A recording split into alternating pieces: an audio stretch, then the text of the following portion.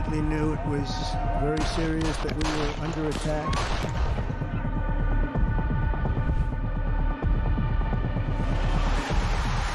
The time has come, and this surely is England's time. Williams, who scores, and Spain lead. The shot from distance is in.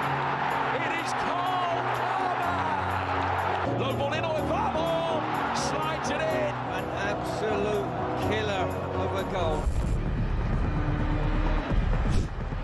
I agree with the protest, but I don't think the violence was anywhere near necessary. No, I mean, I don't think anyone, Nigel, would ever think that the violence was the answer at all.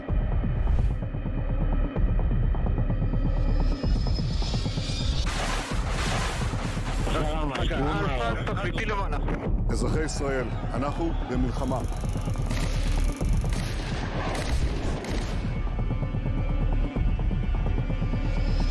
I probably took a bullet to the head because of the things that they say about me. If Donald Trump were president, Putin would be sitting in Kyiv right now. In Springfield, they're eating the dogs, the people that came in, they're eating the cats.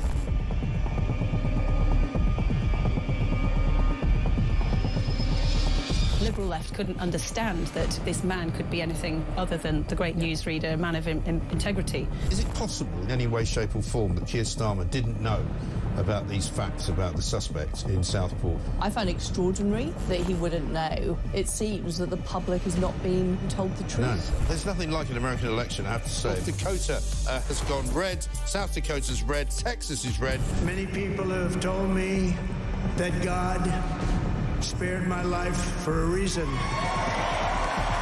Bloomberg UK reporting Ukraine has made the first long-range missile strike inside of Russia. These are the missiles that Biden has...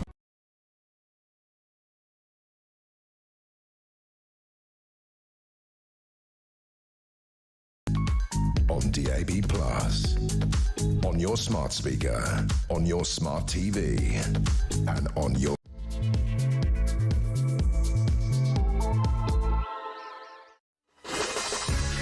Good morning and welcome to Morning Glory. It's coming up for 6:03. I'm Mike Graham. It is, of course, Thursday, and we are well into March. It's Thursday, the 6th of March, believe it or not. So we're well into the first week of what is apparently about to be spring. Spring is about to be sprung on us this weekend, according to some of the papers this morning. You know I like to talk about the weather, and the weather is always a good messenger, if you like, of how the world is going. If it looks dark and gloomy outside, it usually is pretty dark and gloomy in the world. If it looks like the sun is shining, if it looks like daylight savings is upon us, and this weekend in America, daylight savings does happen, so the clocks go forward for 1 hour, so we'll be 4 hours, I think, behind them instead of 5, or ahead of them, rather, for the next month or so. This morning, we're not going to talk so much about Donald Trump as we did yesterday, although he's still very much in the news. He's still not now so much focusing on Ukraine, but today focusing on Gaza. He's issued a statement saying to Hamas, if you do not release all of the hostages now, there will be hell to pay later. We'll get into that a little bit later on, because there might be some developments this morning coming up on that. What we're going to talk about this morning, though, is two-tier Keir, I'm afraid. Two-tier justice fiasco is what it says on the front pages of the papers this morning, because you won't be surprised at all to know that apparently the Justice Department of this country has decided that if you're white, if you're British, if you commit a crime, you're going to be punished differently than if you're an ethnic minority or if you're a transgender individual. You'll get special treatment under the rules, basically softer sentences. So if you're from, an ethnic minority or from a religious minority, so effectively if you're a Muslim, if you're a Hindu, maybe if you're a Jedi warrior, you won't have to go to jail in the same way that I will, because I'm white and I'm obviously bad and I'm a terrible, terrible individual because I happen to be British. I'm sorry about that. My fault. The system is being changed literally before our very eyes. Kevin O'Sullivan said something very interesting last night on this story. He said it's almost as though they've now said out loud and written down what they've been doing for years, because we know that this is what they've been doing, and now they've finally admitted it. Front pages as well, also full of stories about doctors in the NHS. We've got Prince William coming out of the blue, out of nowhere, to say the NHS should give people breaks from their careers because they get burned out. Well, maybe Prince William should take a break from his career and stop advising people on things he knows nothing about. He knows about as much about the NHS as he does about, using the underground every day. 0344 499 1000 is the number. Also, when you go to the doctor, you're more likely to be seen by a woman. The most surprising thing about this story is that the NHS actually is allowed to admit that there are women doctors and they're not actually, you know, non-binary people or people that don't wish to tell you what their sex or gender actually is. We've got lots going on, of course, this morning. Emma Wolf is here with us. There's a mafia cop killer on the run.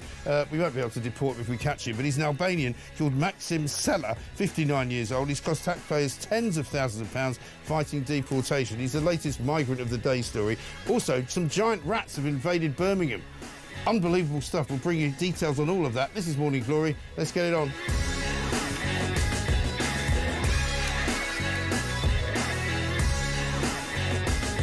Welcome to Morning Glory. Emma Wolf is here. Very good morning to you, Emma. Good morning. Now, we've had a very, very busy week so far this week, mostly talking about Ukraine, mostly talking about, you know, Keir Starmer and how hopeless he is. I described him yesterday as a little boy lost in the field once the school bus has taken everybody from the school trip back to the school, and they've got back there and gone, oh, where's little Keir Starmer? Oh, he's standing in the field wondering why there's nobody around him.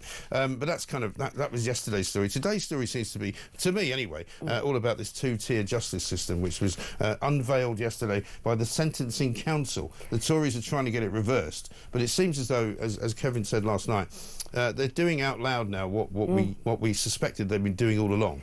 And these are new rules, Mike. This is, I assumed, oh, this has been dredged up from, you know, a few years back. Yeah. This all needs ironing out. These are new rules which are being issued by to the sentencing councils about, you know, treating ethnic minorities, transgender people, younger people, and addicts, some addicts. I mean, why? Oh, and also commissioning pre-sentencing reports about them before the sentencing can go ahead. No. So presumably that's costing us more as well. Oh, of course. So they need to. So the courts should normally consider commissioning a pre-sentence report if they come. So sensitivity if they come from an ethnic minority or cultural minority. Yes. The business of this being that, you know, obviously they've got some disadvantage, which means that the reason they've murdered people and raped them and killed them and held them hostage and tortured them and stuck needles in their eyes is because they're from an ethnic minority. What a load of old cobblers. They have actually been convicted of crimes, and this is about their sentencing. So, you know, they should be banged to rights and they should be judged, I think, very much on what they've done. Yes. And what risk they are. Yeah, and surely the whole point of justice is that everybody's treated the same. Yeah. You know, if you're a murderer and you've murdered somebody, you get treated the same as somebody else who's a murderer who's murdered somebody. They might be able, but they've always been able to take into account, you know, what you might call mitigating circumstances. But I'm afraid if you've murdered somebody in cold blood, why should you be treated any different from anybody else? It's also incredibly dangerous because these new measures are going to take effect in the start of April. Yeah. And they make a custodial sentence less likely. Yeah. So that means that we've got some of these very dangerous people, as you say, dangerous criminals, who will not be in custody. Will not be given a custodial who will be sentence. Instead given community orders. Unbelievable. Yeah, exactly. Robert Jenrick's been very good on this, actually. Let's have a look at what he said in the Commons yesterday. Turning to the new sentencing guidelines that's been published alongside this statement, which will make a custodial sentence less likely for, and I quote, ethnic minorities, cultural minorities, and faith minority communities. Why is the Justice Secretary enshrining this double standard, this two-tier approach to sentencing? This is an inversion of the rule of law. We on this side of the House believe in equality under the law. Why doesn't she? Yes, it's a very good point. Why doesn't she? Shabana Mahmood, by the way, who is, of course, the... Why does she not know about Justice Secretary. She puts out a statement, right, which says this. The Sentencing Council is entirely independent. Today's updated guidelines do not represent my views or the views of this government. I will be writing to the Sentencing Council to register my displeasure... What? And to recommend reversing this change to guidance. As someone who is from an ethnic minority background, I do not stand for any differential treatment before the law for anyone of any kind.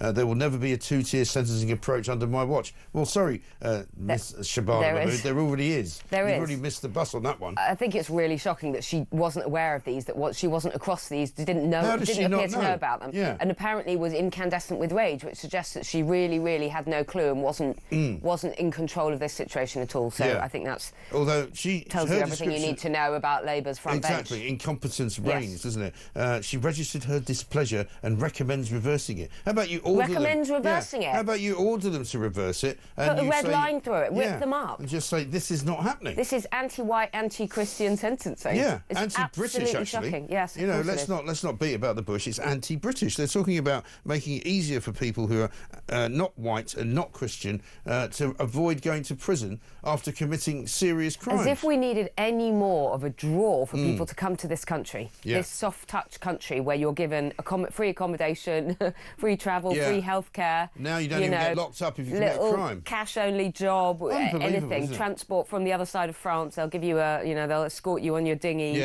into this country. And also, when you commit a crime, you won't be locked up. Absolutely incredible. Absolutely incredible stuff. I mean, as I say, most importantly, as Kevin O'Sullivan said last night, we sort of know they've been doing this anyway. Of course we do. But now they've forgotten that actually they've now they've enshrined them in law. They've actually wanted to write it down and enshrine it in law, which is unbelievable. I mean, another story that's drawn my interest this morning is the Terror Watchdogs report from Jonathan Heale, KC. This is a guy who was critical of Keir Starmer over Southport in the past. He's now saying basically the failure to disclose basic facts about the Southport attacker led to dangerous fictions that could have prejudiced his murder trial. I said this at the time. Nigel Farage said it at the time. Nigel Farage, by the way, is on with Harry Cole a bit later on this afternoon on Drive, taking your calls. We'll tell you more about that as we go.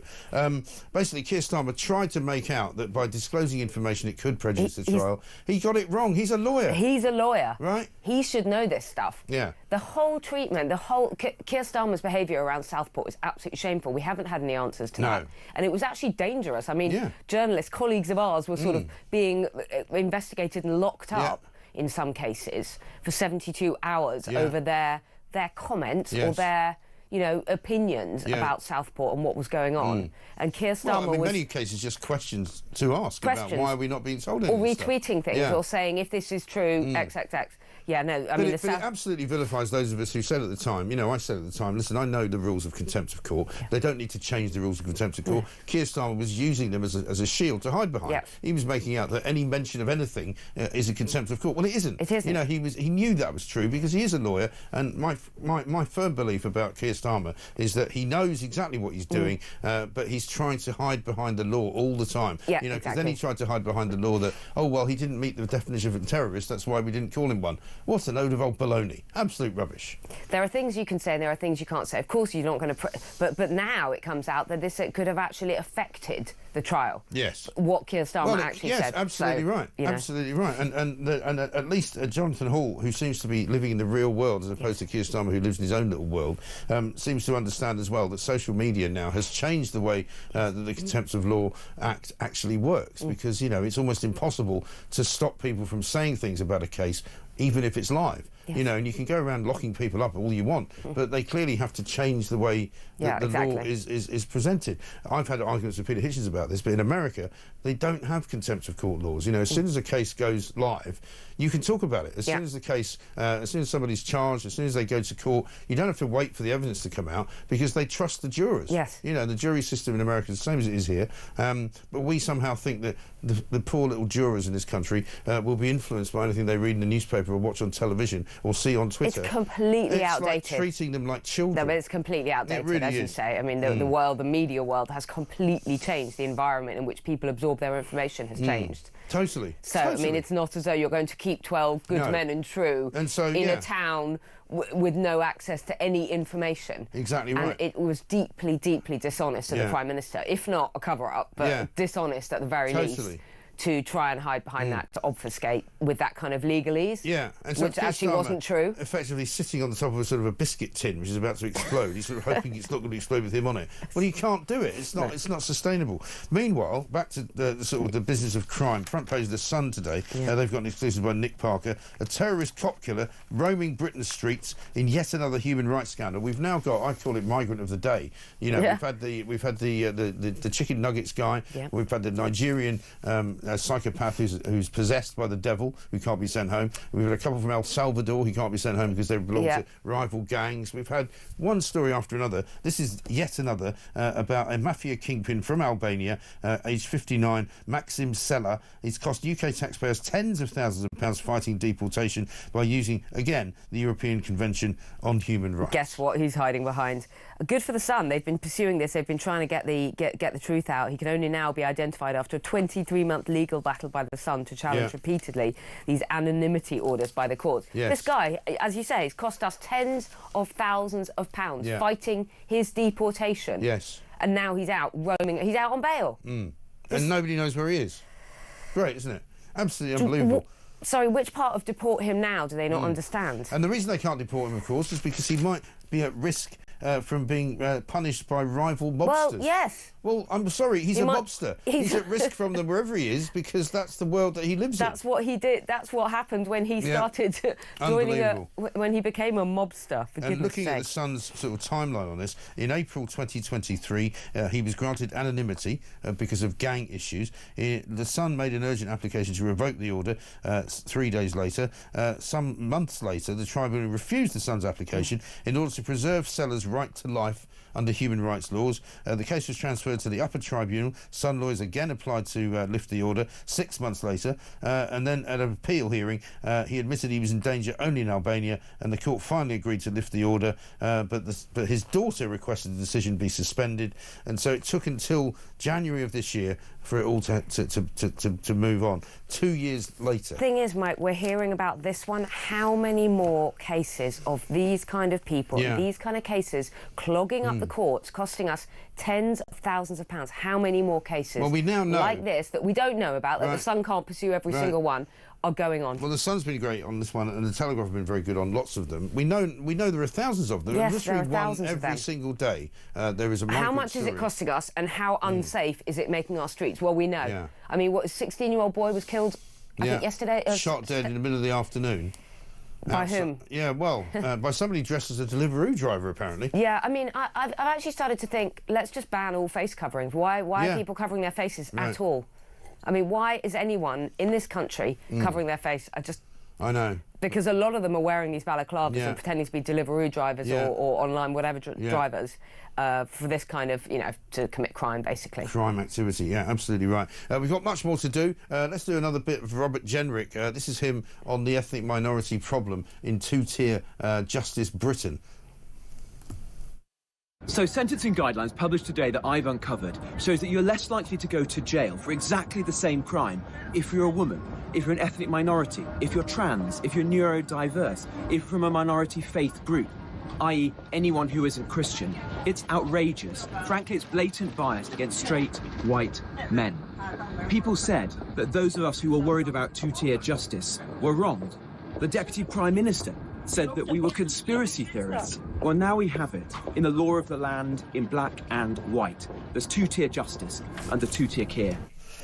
And two-tier Keir, of course, denied that there was two-tier justice when he was asked about it, and continues to deny it. But I'm afraid he can't deny it any longer because the Justice Sentencing Commission has actually come out and said it. 0344 499 1000. Coming up, we're going to talk about the Bank of England boss who's warning that a national insurance hike will hit inflation. We're going to talk as well about Rachel Reeves and her latest problems with trying to cut back on benefit fraud and trying to get people off benefits. They're talking about bringing coaches in to get people back to work. I thought that was a good idea because I thought they meant actual coaches to put them on to drive them to a factory to make them do something. But no, apparently it's life coaches. Life coaches? They want, yeah. And also we'll be talking about the BBC once again because Lisa Nandy's finally done something for the first time since she's been the Culture Secretary. She's ordering the BBC to open their books on this Gaza documentary to find out exactly who got paid what and exactly who made decisions that released that particular documentary onto the BBC. 0344 499 1000 is the number. It's 19 minutes past 6.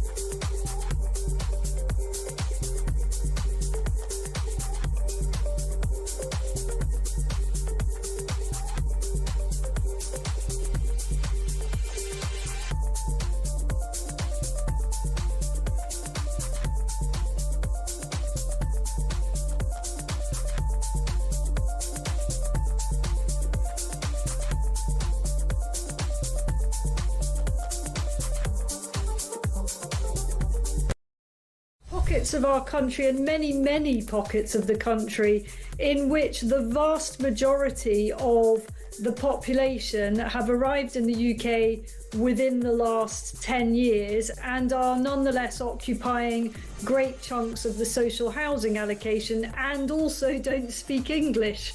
I mean, this is absolutely ludicrous. Multiculturalism only works if there are clear rules and expectations.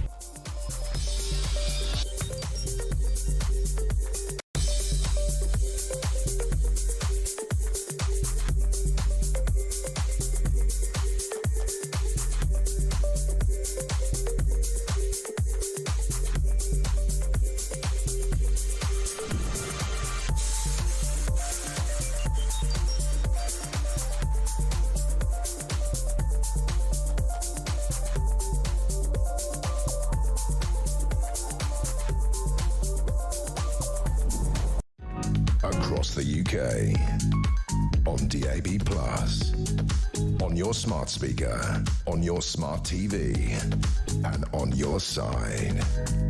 This is Talk. Welcome back to Morning Glory, 22 minutes past 6. I'm Mike Graham with you all the way through until 10 o'clock, of course. 4 glorious hours of Morning Glory every single weekday morning. Emma Wolf is here with us this morning. We're going to look at a whole bunch of different stories, including, by the way, a BBC series. They've done a new series based on an Agatha Christie book, but they've turned it into some kind of, F-bomb-ridden, sex-mad story, which sounds more like 50 Shades of Grey than it sounds like, Inspector Poirot, I'm afraid. We'll get to that a bit later on. Let's talk about Prince William. He's in the Telegraph today, saying basically that frontline workers in the NHS should put their mental health needs first, and they need to get a break every now and again because their job is so difficult. What would he know about it? I mean, the NHS, it's a very, very good job. It's a very secure job for life. There are many, many nurses and doctors who, of course, work incredibly hard, or who work hard, who do a job like everybody else works hard.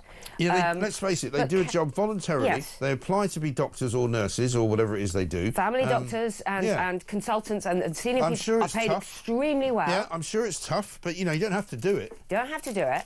You are working in a warm, safe, secure environment. Yeah. I do not understand this canonisation of the NHS ever since COVID and having to clap for them all. You go into any hospital nowadays, Mike, and all you see around you is posters telling you to be respectful to the staff. It's not about the patients anymore. No. It's literally be kind, be respectful. Yeah. We are working for you. You have to basically clap for us and turn around and paint a rainbow on everything every time. Can we just get back to basics, which is the NHS are doing a job. They're here. We pay pay for the service. And the A&E departments, which are so badly run, not necessarily by the people actually working in them, but by the management. They've been running them badly for years and years and years. Have. I mean, every single bleeding Christmas and sort of winter, we get told there's a crisis, and nobody knows what to do about it. Well, how about you change the way you make the thing work, and then maybe you can improve it. How about you run it like a private company? You make it really efficient, and absolutely. of course, A&E is it's a very difficult environment at times. It is, but often it can be dangerous for some of the people who work in there, but that's their own fault for not making it work properly. But that's why you work in A&E if you want to be on the front line. That's why you work in A&E. I just think we need to step back and stop saying. I mean, why do NHS staff? Why would they be any more burned out than anyone else? Yeah, I mean, you might be burned out as a bus driver because it's quite a hard job. Because you're working long hours and you're dealing with the public. And you're dealing with the public, and it's cold and it's dirty and you're on a filthy bus. Yeah.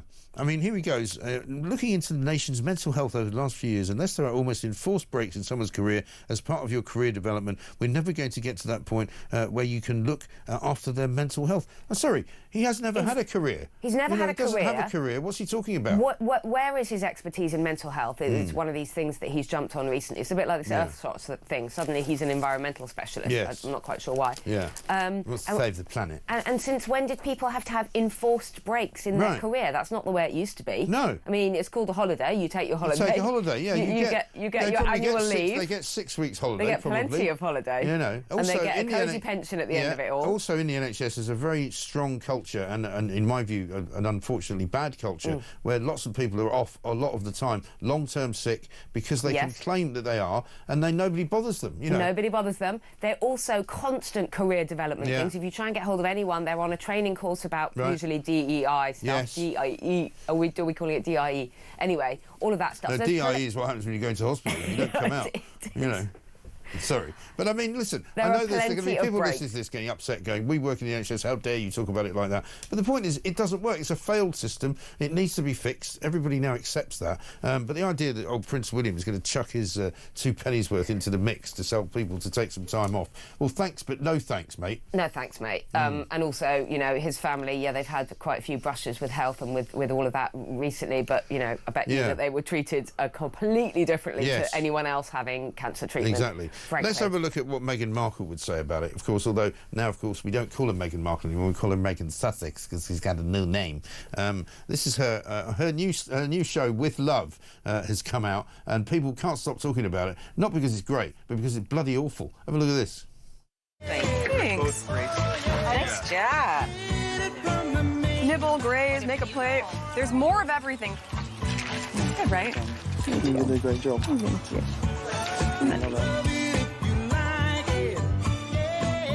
I just want to raise a glass to you guys.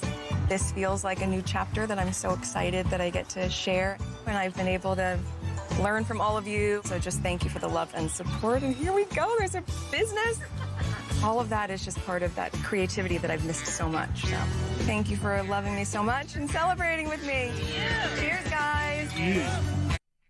Sorry, what are they celebrating? No, really, make it stop. Make it stop. It's toe curling. Apparently that's a business. No. That's a business. Mike? Can you imagine if she went on Dragon's Den? I got a business. What's the business? It's raising a glass to how brilliant I am. How much you love me. How much you guys love me. Food around outside in a house garden that's not mine. Nibble, graze. What is that? Nibble, graze, make a plate. Yeah. Well, here's what various organs have said. Variety magazine, Made with Love, one that a person has for herself. The Guardian even calls it toe-curling stuff. Rotten Tomatoes, we were hoping for something more authentic. Hollywood Reporter, With Love, Meghan is an unrelatable, lavish lifestyle series. Radio Times, Caroline Frost, this isn't the most offensive TV show in the world, but Brooklyn Beckham needn't worry about giving up his chef's hat anytime soon.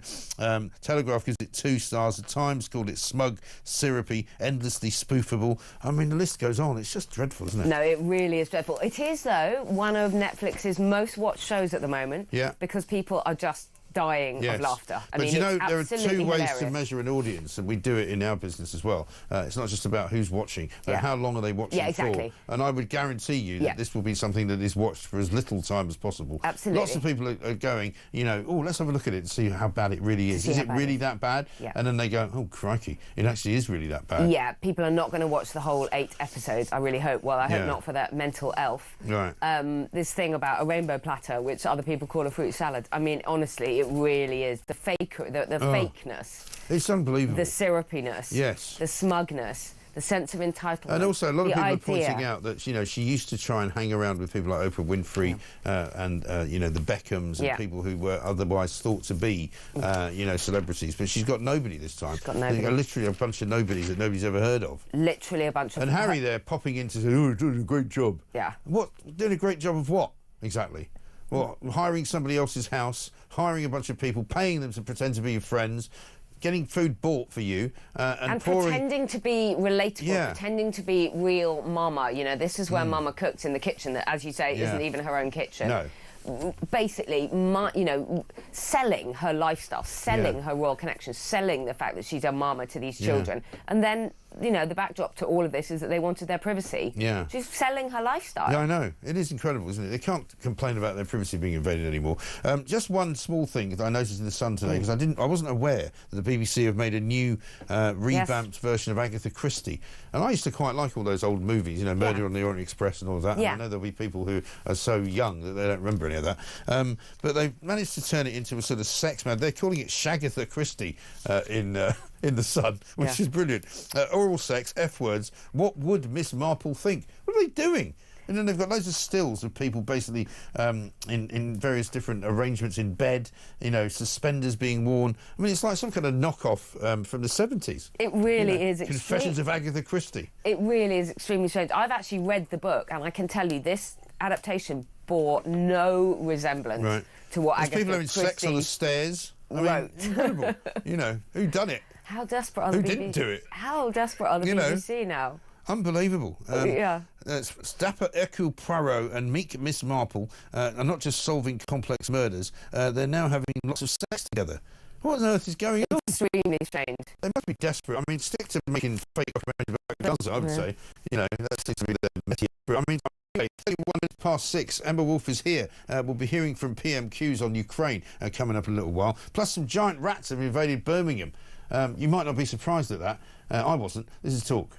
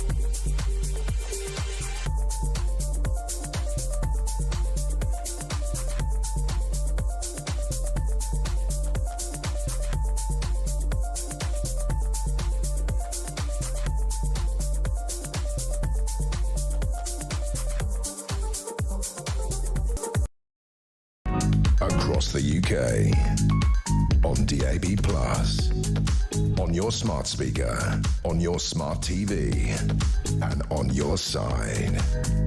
This is Talk. Welcome back to Morning Glory, 6:34. I'm Mike Graham. Emma Wolf is here with me. Let's get a voice note from Brian on two-tier justice. Morning, Mike. Brian from Southend. What can I say? I just can't believe what I'm reading or hearing, you know. This two-tier justice system, how crazy is that? Is it even legal that you can prosecute a white person or give them a different sentence because of their culture or the colour of their skin or their religion? I don't even think that's legal. It's about time us British people started using the European Court of Human Rights and getting away with all this and start taking this government to task. You know, where's the funding and take these people to court like the Labour used to do with the Conservatives? Start challenging them in the courts where they can't fight it. Oh, it's a disgrace. You're absolutely right, Brian. It is a disgrace, and loads of people will be feeling exactly the same way. Let's have a look back at what Keir Starmer said when he was quizzed by Harry Cole from The Sun about two-tier justice. Yes, of course I was kept up to date with the facts as they were emerging. That is usual practice. Sorry, that's not the right one. We'll get the Harry Cole one. This from Mark, who says this: Morning, Mike. I'm a straight white British male, but if I identify as an African transgender horse with disabilities, would I be able to commit crime free of punishment or be put in a straitjacket? Mark in Caterham. I mean, it is ridiculously laughable, but I mean, I think Brian's right. The point is that, you know, we have to challenge this. We can't allow them to get away with it. Well, who and how? How do we challenge it? I mean, and you know, this sounds ridiculous, but it raises the question: if you put a woman's wig on and went into court, and I'm sorry, I don't mean to be offensive to any transgender people, but if you put a woman's wig on and a dress and went into court and said, I'm sorry, but I, as a white man, I identify as a woman, you know, you would suddenly get different treatment. What is going on? And then they'll put me in a woman's prison like they did in Scotland. I mean, you know, that's absolutely mad, isn't it? And it's very dangerous for women, and it's deeply offensive. These men who have been accused of rape and things like that. It's a very, very dangerous situation. Let's come back to the Starmer stuff in a minute. Let's talk instead about Rachel Reeves, the other problem that they've got in this government. She's going to make I think March 26th, another sort of mini budget statement where she's going to be basically trying to point out precisely what she's going to do about welfare. Well, the OBR have come out yesterday and said that they think the welfare cuts are going to be much bigger than they were thought to be before. So she's going to sweep away all the things that they said they were going to do in the NHS, in education. None of that's going to happen because she needs to make some money. Well, she has millions for Ukraine, but she doesn't have any money for anybody in this country, certainly not pensioners or farmers or anyone like that. She's breaking her own rules, which she kind of invented, because, as we know, she doesn't have very much economic experience. No. She is an economist, of course. She has no expertise. No. She's seriously scrabbling around to try and find some money. Their welfare reform, which, I mean, lots of people agree is well overdue, that she and Liz Kendall have been banging on about, that seems to be as much of a mess as her handling of the economy. Government after government have said we're going to reform welfare. Yeah, and they we're going to get people off welfare. They never do it. No, they don't do it. And Liz Kendall is now saying that people will get life coaches to try and encourage them or hold their hand back to work. Yes. I mean, either you take a stronger approach on this, and I don't actually agree with, you know, scaring disabled people, scaring the bejesus out of them, so they're absolutely terrified about having their money taken away. But there are things plenty of disabled people that work, and there are plenty of disabled people who want to work as well. And that you can find adaptations, and now with online and remote working and all of that, but I don't agree with scaring people, but I do agree, and I think it's a real, you know, it's damaging to young people who are just workless from the beginning of their lives, who are just able to claim a million of them now. Mental health, anxiety, depression. Yes. It's actually doing them a disservice. But so there are ways of getting people from school, from college, whatever, into decent training, into good apprenticeships, into the workforce. There are, but of course they'll get it completely wrong. They always do. Whenever they make a clampdown, it's happened the same under the Tories. If they clamp down on benefits, they always attack the wrong people. Of course. And the people who are very good at getting the system working for them will know how to game it. Plus, it says in the Mail here, some 2.8 million people are not in work due to ill health, and 1 in 8 young people is not in education, training, or employment. But there will be £5 billion worth of welfare cuts announced later this month. But I don't know how they're going to do it. How are they going to do it? And also, Liz Kendall announcing that she's going to employ these life coaches or work coaches or whatever. So you employ a whole new bunch of people. They will need to be paid for as well. Yeah, of course. It's an absolute joke. They don't know what they're doing on welfare reform. Trying to get people back into work, they're going to fire a load of civil servants as well, which will have the opposite effect of putting people more on the dole than they were. So, I mean, I'm not against firing civil servants, but don't pretend it's going to be good for the economy. Well, they won't be fired. They'll challenge it all the way through the courts. It is ridiculous, isn't it? I mean, the fact is there is so much wrong with the way that this government is running the country that it's literally teetering on the brink of falling over a cliff. It really is. And then at the same time, this whole thing about their push for growth, and at the same time, she's making the cost for employers, the cost of employment, which is the lifeblood of our country, small businesses up and down the country. She's added $25 billion to the national insurance bill for employers. Which the Bank of England are now saying is going to affect inflation in a bad way. Well, of course it will. Of course it will. It's absolutely Andrew Bailey, Bank of England. Yeah. Who's not the world's greatest economic expert, tool. But even he can see it's a bad idea. How about Hamish Falconer, right? He's the Middle East minister. Apparently, the Tories are demanding answers after he claimed to be in the Middle East pushing for a peace deal, so he couldn't afford to be at a very important debate in Parliament. Turns out he wasn't in the Middle East. He was at a jazz club in London, Ronnie Scott's. Which is a very nice jazz club in London, I have to say. But what the hell was he doing there? And I bet he was putting it on his expenses as well. I bet you anything. What about... Yeah, who's the guy who's been... I can't remember his name. The Lord Chancellor... No, not Lord Chancellor. The guy who's been... Not Lord Hermer, the Attorney General. No. The guy who's been claiming hundreds of thousands of pounds in flights and everything came out yesterday. Oh, anyway, Lindsay Hoyle. Yeah. You mean the Speaker of the House? The Speaker. Yeah, he made it onto Plank of the Week this week. 180,000 quid, hopping off to Singapore, South Africa, the Cayman Islands, right, where he needs to teach them all about British justice and British parliamentary democracy. He needs to also spend an awful lot of money while doing it. Travelling in absolute luxury. Stayed in the Four Seasons in Jordan, very nice too. Shangri-La Hotel in Singapore, brilliant, very nice too. Lovely places. But I've been to some of these places, but I paid for it myself out of my own pocket. Not and on it the didn't cost 23,000 quid either. That is absolutely shocking. Anyway, as for this Labour MP claiming to be in Gaza... Yes. Pursuing a peace deal? and was in Ronnie Scott's in a jazz club in Soho. He was clearly pursuing some fish and chips and a pint of beer while listening to some We're jazz. finding out that Labour are, if not more corrupt than the previous government, you know, just as corrupt as the previous. It's absolutely shocking. They are absolutely ridiculous. Let's get a voice note from Louise. Good morning, Mike. Louise from Suffolk. Any idea why the leader of His Majesty's Loyal Opposition, Kemi Badenoch, hasn't spoken out about this two-tier justice? Has she given up on being the leader?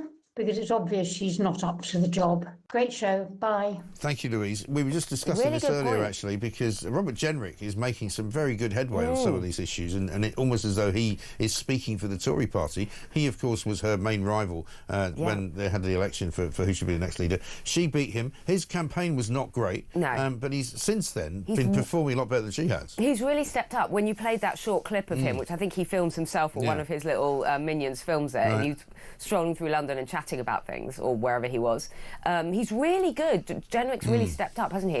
I think Kemi Badenoch, who I supported during the leadership of the Conservative Party, I thought she would be good, but I think she's been quite weak. You see her at PMQs. Yeah, I mean, she seems to go for the wrong targets, doesn't she? Yeah, she chooses. She's got open goals, and she chooses the wrong topics. Yeah. There's been weeks when she could have really skewered Starmer, or someone could have, and she doesn't. Yesterday, she just sort of chatted about Ukraine and how difficult it was and what a tough week it's been. We'll have a bit of that coming up. But yeah, people say to me, you know, unfortunately for Kemi Badenoch, she's the only person in the world that makes Keir Starmer look good. Yeah. And that's not a great thing, is it? It's not. It's not. Really disappointed in her, and I was a fan. Yeah, John from Staffordshire says, Mike, love your programme. What's the government up to? Whatever happened to colour-blind justice? Well, indeed. And Stephen says, Mike, good morning. Labour has now resorted to genuinely scraping the bottom of the barrel to try and get more voters after many of the sensible Labour voters are leaving with their support in droves. He's imbued. Steve, thanks very much indeed. Yeah, coming up, we'll hear a bit from yesterday's PMQs. We'll talk a little bit more about some giant rats as well, which are in Birmingham, and woke Snow White. That's coming out soon as well. 6:43.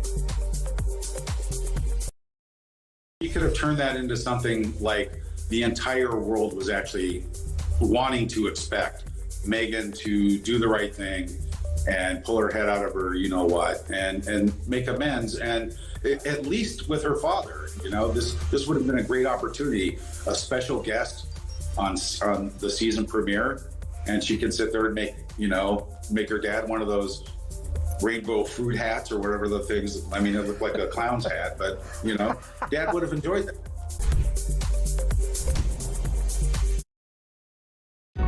Across the UK, on DAB+, on your smart speaker, on your smart TV, and on your side. This is Talk. Welcome back to Morning Glory, 6:45. I'm Mike Graham with you all the way through until 10 o'clock. Of course, Peter Cardwell's in for Julie Hartley-Brewer, of course, as well. Margaret says, morning, Mike. Can you give a trigger warning when Meghan Markle, a.k.a. Sussex, comes on? Get the sick bucket ready. Yeah, I'm sorry about that. Tash in Sussex itself says, morning, Mike, and everyone at Morning Glory. Today, I'm guessing you'll be talking about the new law that Muslims and minorities are to be given lesser sentences than Brits. It's just a simple two-tier system. Nothing new from this Labour government that wants the minority vote party. It is absolutely incredible, isn't it, that they're doing it. I think we've got a voice note from Andrew on the NHS. Let's go. I've been a taxi driver for 30 years and I don't consider myself any different to the NHS staff at all. The difference with me is I don't get holiday pay, don't get sick pay, and I've certainly seen my fair share of interesting scenarios, shall we say, in the past 30 years doing this job. So, yeah, I don't expect any special treatment or any special praise for the job I do, and I certainly wouldn't get any anywhere. So, yeah, I think it's all wrong. Prince William needs to wind it in a bit, I think. Good show, Mike. Yeah, Andrew, listen, I appreciate it. And you do a tough job. Driving a taxi in London is very stressful. You know, driving anywhere in this country right now is stressful. They're putting road tax up. They're putting more and more taxes on drivers everywhere they go, more and more ULEZ charges. You know, taxi drivers have to now battle it out with all sorts of private hire companies, Uber, everything else that Sadiq Khan has given them. You know, I talk to black cab drivers all the time. And, you know, they're always brilliant and friendly, but they're just fed up to the back teeth of it, you know. It's a really tough job, and good for you, Andrew. You don't get career breaks, you don't get special mental health, you're dealing with the public every single day. Yeah. And actually, as a cyclist around London, I find it really and I mean that seriously. Yeah. It is very stressful negotiating Roadwork City, which is my new name for my hometown, where I've lived all my life, and pretty much every road at the moment. It's a lot worse now as well, because as soon as the sun comes out, bloody cyclists multiplied by a factor of 1,000. All these fair weather cyclists come out. No, in the last few years, no, London you're not has one gone. Of those. No, of course not. But no, it's extremely stressful sitting in those kind of traffic jams, dealing with the roadwork situation, dealing with the whole, just, you know, public and the drivers. And the fact that they just close and they close off roads willy-nilly. I mean, almost. I mean, I'm lucky. I live relatively near the office, but I mean, on any given day, they've got at least a new closure of a road, which means that when I come into work and when I go home or when I come back into work in the afternoon, you have to take a completely different route. Temporary traffic lights suddenly appear out of nowhere. You know, it's ridiculous. A 10-minute drive can become a half an hour or an hour's long journey of a diversion around the city. It's absolutely ludicrous. Yeah. And economically, it's very tough as well for taxi drivers. No one wants to, you know, praise them or clap for them. No, of course they don't. And of course, Prince William won't have a word to say about them. Well, he's got private driver. He's probably never been in a cab. No, he probably hasn't. No, he's got a nice Range Rover. Have we got these Starmer clips? Shall we have a look? Here's Starmer talking about two-tier justice a little while ago to Harry Cole. There's no two-tier policing. There is policing without fear or favour, exactly as it should be, exactly what I would expect and require. So that is a non-issue. The focus here is not on the apparent motivation of anybody involved in this. This is not protest. This is violence. It's violence on our streets being inflicted and targeted on communities, and we're not going to tolerate that in this country. Unless, of course, they're from an ethnic minority or transgender, in which case they are going to tolerate it, because the Sentencing Commission is going to actually recommend that they get a lighter sentence. It's really quite breathtaking to watch him standing there and lying like that, isn't it? He does it very well. He does it very well. He puts on, as you say, that kind of lawyer front, which is meant to bamboozle everybody else. Yeah, but doesn't, he knows what he's talking about. No. He doesn't, actually, and he's lying. He is, absolutely really dishonest. Yeah, it really is. Let's have a look at a bit of PMQ action, shall we, from yesterday. This is Ukraine security on the boil. The Minister is quite right, and we on this side of the House agree with him. The objective for his visit to Washington was to get that US security guarantee for Ukraine, and I commend his efforts in this very difficult task. But nonetheless, on Monday, the United States withdrew military aid for Ukraine. Can he update the House on the steps he is taking to persuade America that it is also in their national interest to provide a security guarantee? Prime Minister. I'm pleased to inform the House that on Thursday of last week we did discuss security guarantees. The President made absolutely clear his commitment to Article 5 of NATO, absolutely clear that he would have our backs because of the relationship between our parties, and agreed that our teams would sit down together to talk through security guarantees. Yeah, so in other words, you've got absolutely the square root of bugger all. And then on Monday, Trump pulled the aid all together. He knows nothing Brilliant. about what he's talking about. No. Because what he actually said Our was team all will be sitting down. Oh, it's too late, mate. He's already pulled the overturned within a few hours. Yeah, unbelievable stuff. Incredible. Let's have a look at what they had to say about national security. People across our country are worried. They're worried about national security. They're worried about whether we can equip our military fast enough. They are worried about whether we will deploy troops in Ukraine and whether we will be able to keep the peace. They are also worried about our economic security. Can we afford all this? The world is changing fast, and we need an entirely new approach to our economy and our energy security. The budget last year halted growth with higher taxes and higher borrowing. Yesterday, farmers were protesting in Whitehall again. People are hurting. Will he now change course so we can have the economic security we know we need for our national security? Prime Minister. We were doing so well. What we inherited was insecurity in our economy. We inherited a £22 billion black hole, and we have now turned that around. We've got the highest investment coming into our economy. We've got wages higher than prices. Got 3 times interest rates have been cut. That's the difference between stability with Labour and instability with the party opposite. Yeah. I mean, maybe he's just deluded. Maybe he doesn't know he's lying. Because none of what he said there is true. Not one thing is true. It's not even backed up. The wages are higher than prices. We've got the highest ever investment.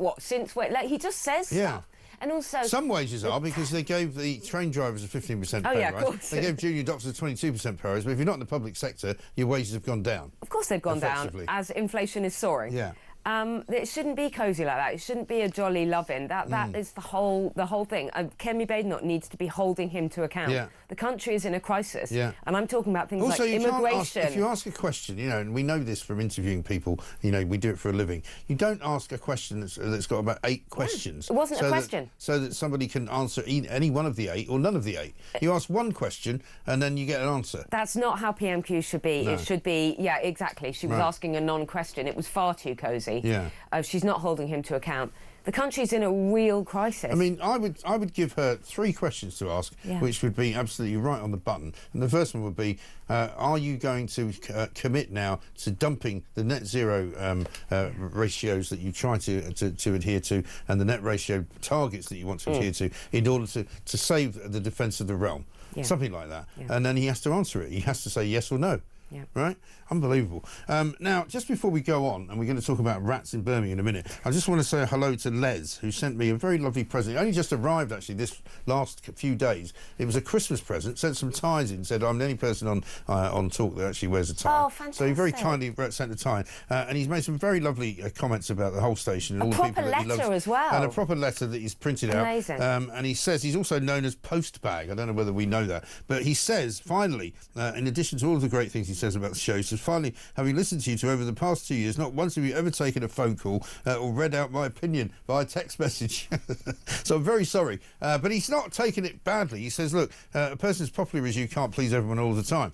But so he's very happy about it. But I'll tell you what we're going to do, Les. We're going to try and look out for your messages, and we'll try and get one on. If you call up today, we'll try and get you on, a.k.a. Postbag. That's how easy it is. Don't forget, we've still got the bumper sticker revolution going on. And if you haven't had yours by now, it probably means you didn't make the first batch. And so there will be another batch going out very, very soon with your Morning Glory bumper stickers. So you can join the revolution. Mike is working very hard with his pens and his crayons behind the scenes in the off time. It's very true. Let's talk about rats. But isn't that lovely? Can I just say, Les reminds me of my father's generation. He reminds me of how Britain used to be. Yes. That you would write a letter to a radio station, you would write a letter to your favourite TV presenter, you'd send in ties, you'd send in presents. We were decent people. Yes. And I don't know what's happened to this country, but I do. It's been overrun with immigrants. That's what's happened to this country. It has. I'm afraid to say.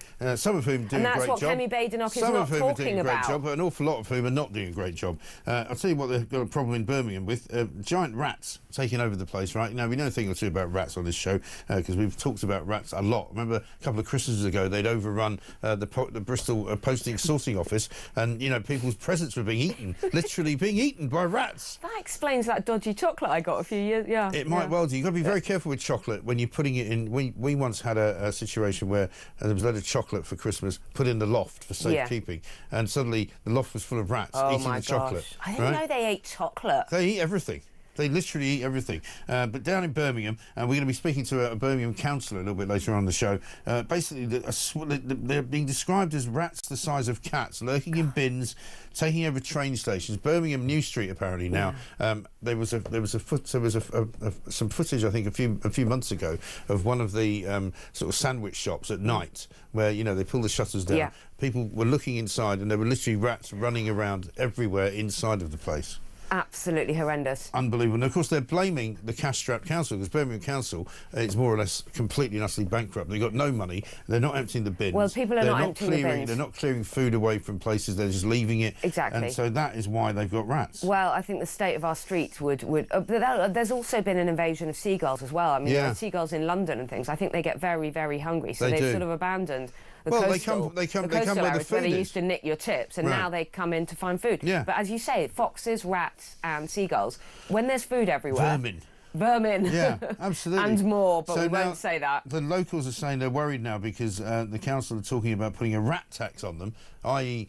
Paying for pest control, which will mean that council tax will go up even more in order to get rid of the thing that they've actually created. Well, I mean, and you do pay, I don't know if other people live in sort of buildings, but we pay a sort of vermin control part of our management fees, and it's, it's a lot of money. Yes. I think in London, especially when they don't empty the bins. Well, I mean, and also, Mike, it's a real risk of infection. I mean, rats do carry horrible, nasty diseases. It is. It's not safe for little children, all of that. People on the streets, absolutely filthy. It is, absolutely disgusting. Should we talk about the woke Snow White? Apparently, that's on page 3 of the Daily Mail.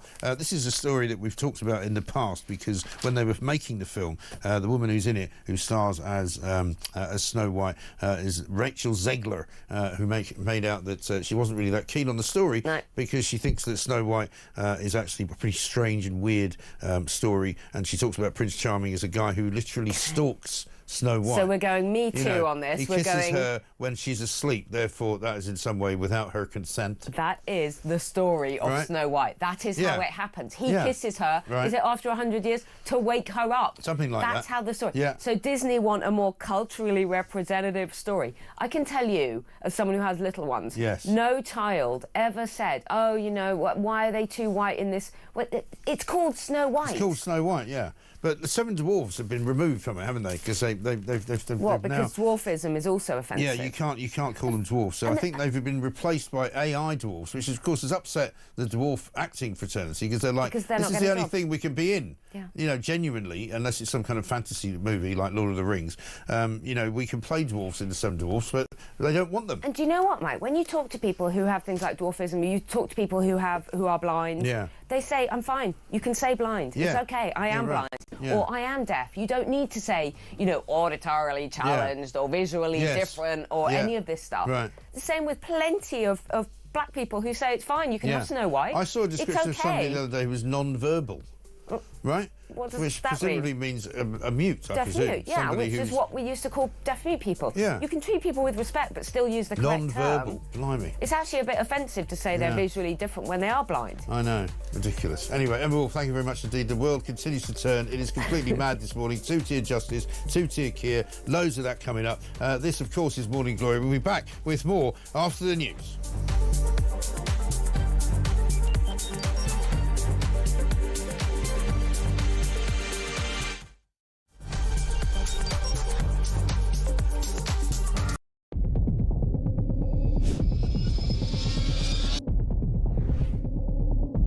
I spoke with His Majesty the King to request the dissolution of Parliament, and we will have a general election on the 4th of July.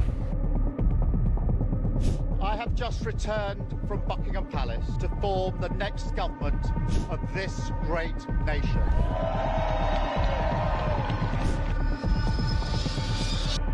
Take a look at what happened.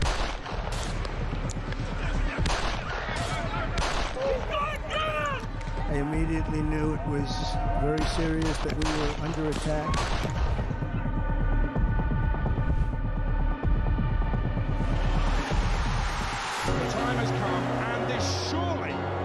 England's time. Williams, who scores, and Spain lead. The shot from distance is in. It is Cole Palmer. Low ball in, Palmer slides it in. An absolute killer of a goal. I agree with the protest, but I don't think the violence was anywhere near necessary. No, I mean, I don't think anyone, Nigel, would ever think that the violence was the answer at all.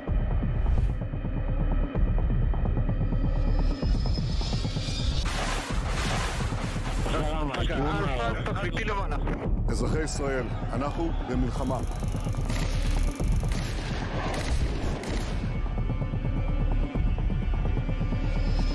I probably took a bullet to the head because of the things that they say about me. If Donald Trump were president, Putin would be sitting in Kyiv right now. In Springfield, they're eating the dogs, the people that came in, they're eating the cats.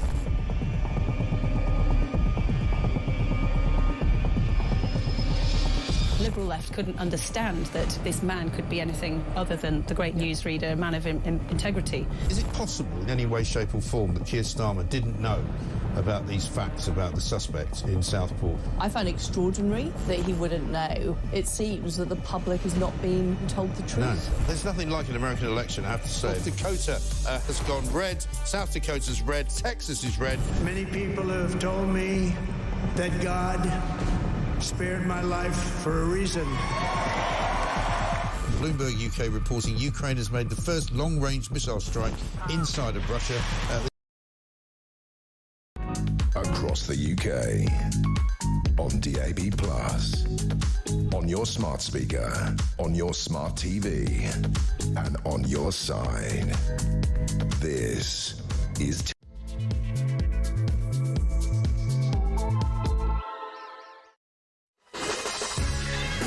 Welcome back to Morning Glory. It's coming up to very nearly 3 minutes past 7. The sun is up and there's some glorious sunrises going on. I've got some nice pictures of sunrises coming in, actually. Might publish a couple of them because it looks amazing. Spring is definitely in the air, ladies and gentlemen. I do have a feeling of renewal about me. You know, it may well be that you think only a few days ago we were looking down the wrong end of a barrel at World War III. Well, now things have calmed down a little bit. Donald Trump is still in the White House. Volodymyr Zelensky has agreed to do a peace deal. We've got John Heale over there now beginning to say whether Britain can take any part in it. The mineral deal is going to be signed as well. Presumably, Trump is now talking to the ghastly lot in Hamas, saying to them, if you don't sort yourselves out and get rid of all the hostages, there's going to be hell to pay.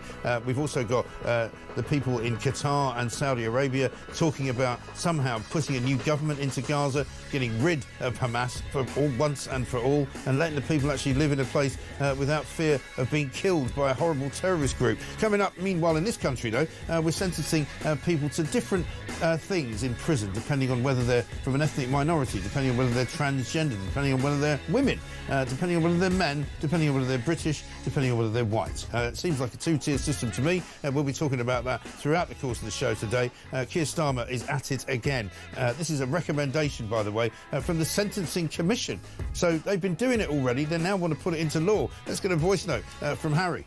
Morning, Mike. Another great show. I suppose you're finding it very easy at the moment with these morons running the country. Probably my last message. I've made a concerted effort and decision last night with the family after hearing the news of the two-tier. We all knew it was going on, but now it's just in black and white for us. Yeah, I'm closing my business down and moving. We're going to leave the country. I won't give these people any more of my money. I'm sorry, can't happen.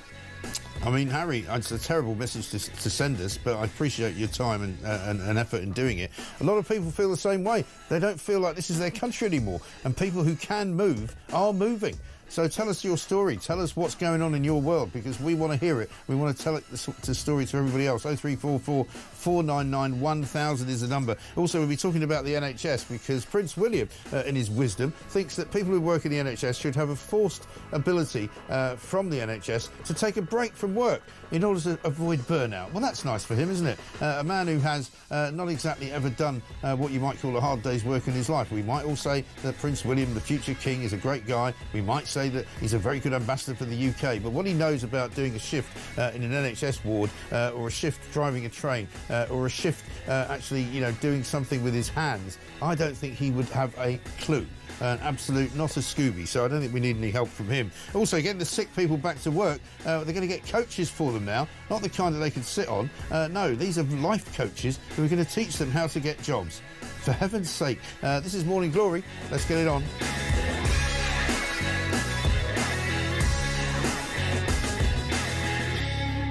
Coming up, we're going to be discussing giant rats invading Birmingham, and we've got this from Chris. Mike, I hear you guys are discussing Birmingham. I've lived here for 18 years and have just seen a gradual decline year on year, so I will take this opportunity to welcome the rest of the country to the mess that is Labour. And one from Andy in Sandwell, who says, Mike, there's been giant rats in Brum for years. They are mainly in the Labour council offices. Well, yes, I get that. This is the thing. Most people I talk to in this country say that their communities have been denuded over years. They've just got worse and worse and worse, largely because the councils don't know what they're doing. Largely because the councils have wasted so much of their money not looking after the streets, not looking after the potholes, not searching for reasons to make the place more pretty, more beautiful, more successful, more economically viable. No, instead they've taxed the hell out of businesses. They've gone down the street and said, you can't park there. We're going to put a parking bay there. We're going to hire some parking wardens to make it really expensive for you every time you try and park. And you just can't be bothered going to the shops anymore. They've got bins overflowing. They've got rats running wild, and that is Birmingham and many, many other parts of this country as well, I'm afraid. Let's get a voice note from James. Morning, Mike. James from Blackburn. Just about the NHS. So I've had an appointment for the NHS for June in this year that I got given in October last year.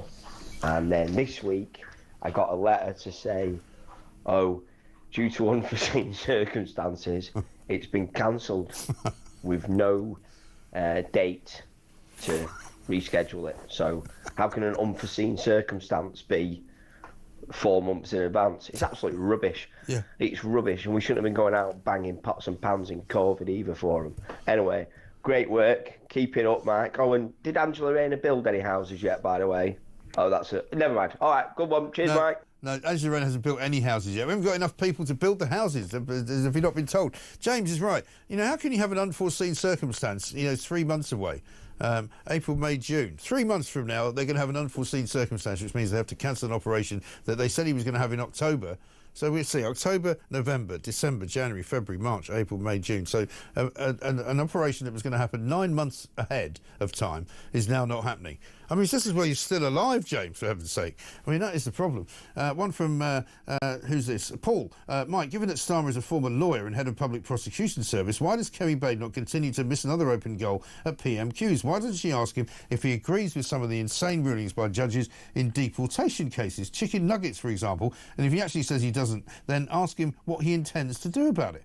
Well, that's a very good point. I mean, I bet we could all come up with one question that Kemi Badenoch should ask Keir Starmer, which would be a question that he would have to answer. We've seen him before saying there's no such thing as two-tier policing. He now has to be asked the question, well, is there two-tier justice? Because apparently it seems to be that there is that.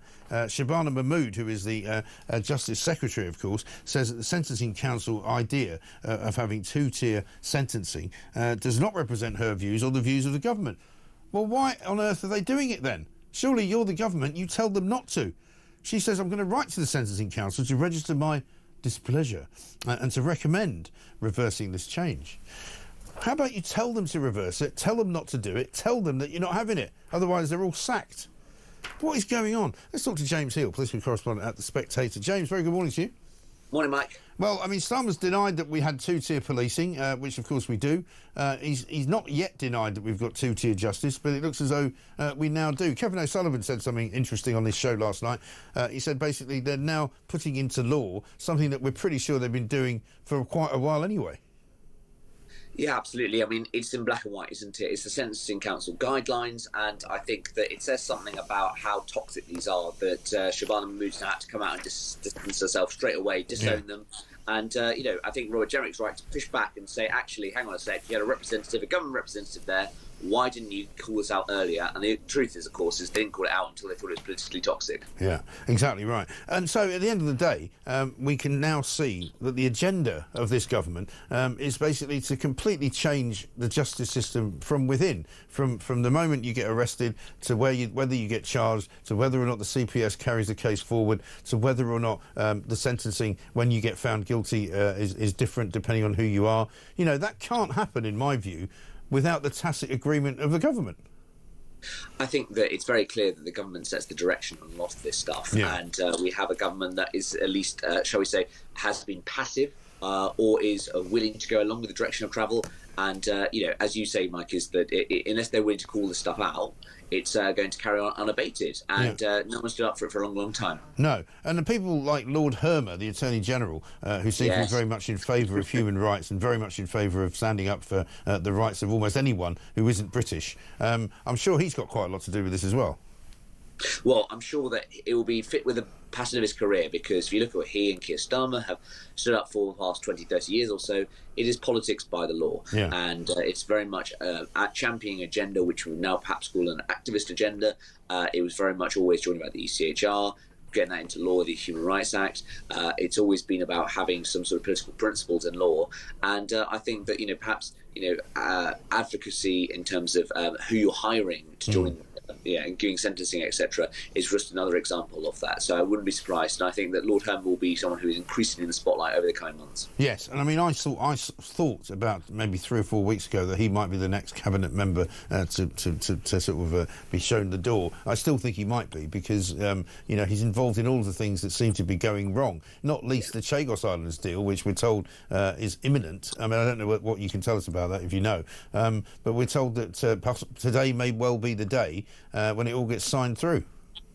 I mean, there were some reports earlier this week it would be the same day. I mean, I think we'll wait until see when it happens. I think with the Chagos deal, there are so many bumps to get around, and of course you need to get 3 administrations' approval. The UK, Mauritius and America as well. But I do think, Mike, is that there is his fingerprints on so many different elements of government, not least, of course, the seizure of Russian assets. And that was the big thing that Rachel Reeves announced over the weekend. 2.6 billion worth of Russian assets are going to be free up.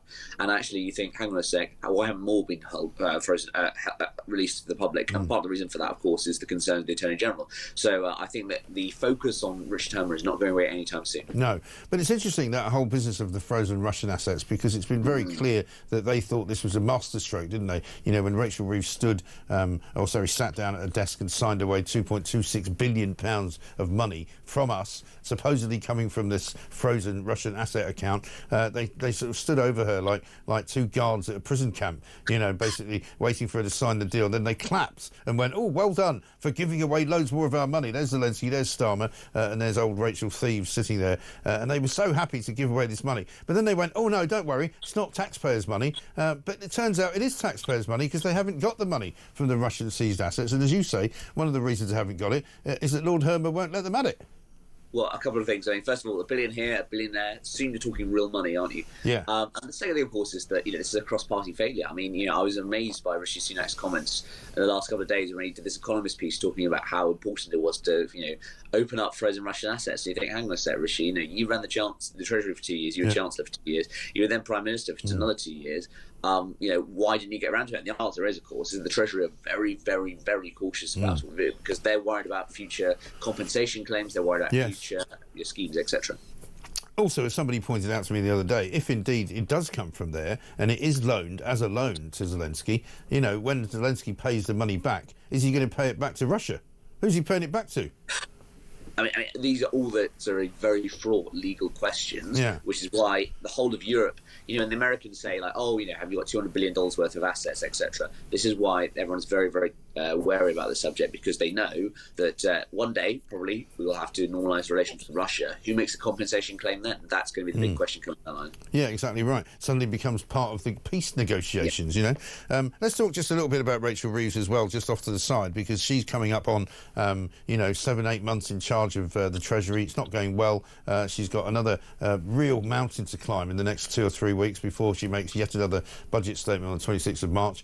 This morning we're hearing on the front page of the I newspaper, they seem to have had a look at some of the documentation from the OBR, saying that basically benefits cuts are set to be bigger than she promised. It looks as though she's going to have to go after some NHS money, she's going to have to go after some education money, things that they said they would do, they will now not be able to do.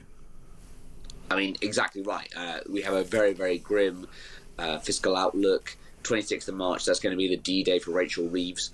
And I was chatting to one sort of shadow cabinet minister the other day who said, you know, she got away with it in January. Is she going to do the same exercise this time? And it's going to be very, unfortunately for her, she's got a very difficult situation abroad. I think everyone accepts we need to spend more money on defence.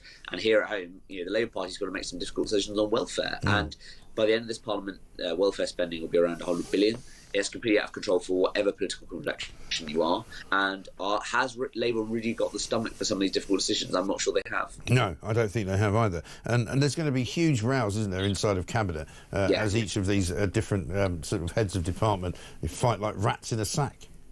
Yes, and I'm fascinated to see the next reshuffle, Mike, as well, because, you know, I was chatting to one up-and-comer the other day, one Labour MP who is nailed on to be a minister in the next reshuffle, and they said to me, there's so many Sue people about, and they were talking about Sue Gray, they were talking about the soft left, and I think that will radically change the next government. I think there'll be some sackings, I think there'll be some purges, I think that it will be a much more Morgan McSweeney government, and I think that reflects a much more hard-nosed, more reality-based Labour Party in the future. Yes, I think they're going to have to swallow very, very hard and start counting their fingers and start working out precisely what they're going to end up with come the beginning of the next sort of fiscal year, as opposed to in April, I guess. James, good to talk to you. Thanks very much indeed. James Heale there on the state of the government right now, which is a pretty poor one. John Heale is over in America trying to figure out what's going on. The NHS under Wes Streeting is now going to be hit with a whole bunch of cuts, so they're going to no doubt say, oh, well, we can't fix anything anymore because we haven't got any money. Let's get a voice note from John. Morning, Mike. John from West Yorkshire. I'm a chiropractor. I work 44 hours a week. I have at most 1 week's holiday. If I have any health problems, mental health problems or anything else, if I take time off, I don't get paid. I don't get sick pay. So I'm sorry. The NHS needs to wake up. Prince William ought to sit down and shut up. Yeah, John, I think that's a very good phrase. Sit down and shut up, yeah. Don't talk about things you know nothing about. This from Julie. Morning, Mike. About the increase in the rat population, although you seem to hate the foxes. I don't hate foxes. Can I remind you and others that one of the most efficient and effective ways of controlling the rats are the foxes, who keep the rat population down? Yeah, well, that may well be. I mean, I don't see any reduction in the number of foxes in London, that's for sure. I don't know what they're doing in Birmingham to see a reduction in foxes. I think the problem is that there's more rats than there are foxes. So no matter how many foxes you get, you'll always have more rats. And they multiply far quicker, I'm afraid. We're going to be talking about that a little bit later on in this hour. A plague of giant rats running around all over Birmingham, apparently, making it a bit of a misery, or even more of a misery than it was before. This from Steve, who says, why doesn't Starmer go the whole hog and have black judges for black defendants, gay judges for gay ones, Muslim judges for Muslims, etc.? Oh, and white straight judges for white straight defendants. Might be seen as wrong. Well, you know, you'd never get away with that, Steve, would you? That would be absolutely ridiculous. Gabby says this, Mike, I'm sorry, but you got this wrong. Prince William, the Prince of Wales, worked as an air ambulance pilot for the East Anglian Air Ambulance Service between March 2015 and July 2017, where he flew helicopter emergency medical service missions. Yeah, all right. So how many did he do? I mean, was it his main job? You know, did he have to worry about getting home to feed the kids? Did he have to worry about, you know, what was happening while he was at work? Did he have to worry about whether he could make ends meet at the end of the month? Did he have to worry about his mental health? He's the heir to the throne, for heaven's sake. You know, let's not pretend that he's like everybody else. He's not. I've got nothing against Prince William, but I think there are things that he needs to stop talking about just because he thinks they sound virtuous. I don't think that's the right way to go. And he did it for 2 years, probably part-time. Was he, you know, was he called out at all hours of the day and night? I shouldn't think so. This from Kirk, who says, fly tipping. My company has developed an app to help councils eradicate fly tipping and save the UK taxpayer tens of millions annually. We've offered our services for free and they still would not engage with us. It is scandalous. Yeah, how does an app stop people fly tipping? I'd be interested to know. You can send us another bit of information on that, Kirk, if you want. This is Morning Glory. Coming up, Anne Widdecombe is going to join us, former Home Office Minister. We'll find out from her what's going on in the world of illegal migration. And also, she might have a thing or two to say about the prison system as well. This is Talk.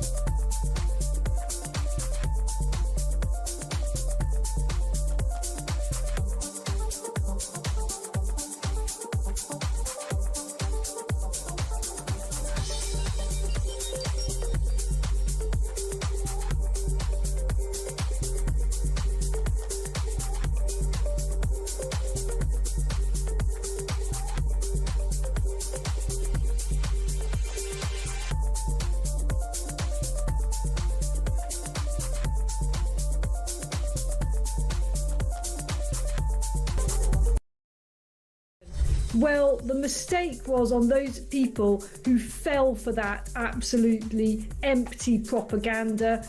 His record speaks for itself. He didn't stop a single boat. They continue to come over in great number. And any party that does stop the boat will almost certainly not only be an election winning force, but they will remain in power for a lot longer than they would otherwise. It beggars belief, and I find that I'm endlessly bewildered. Across the UK, on DAB+, on your smart speaker, on your smart TV, and on your side. This is Talk. Welcome back to Morning Glory. I'm Mike Graham with you all the way through until 10 o'clock. Absolutely glorious morning by the looks of things out there. Some lovely pictures of sunrises coming in, so keep them coming. We might publish a few of them coming up over the course of the next hour or so.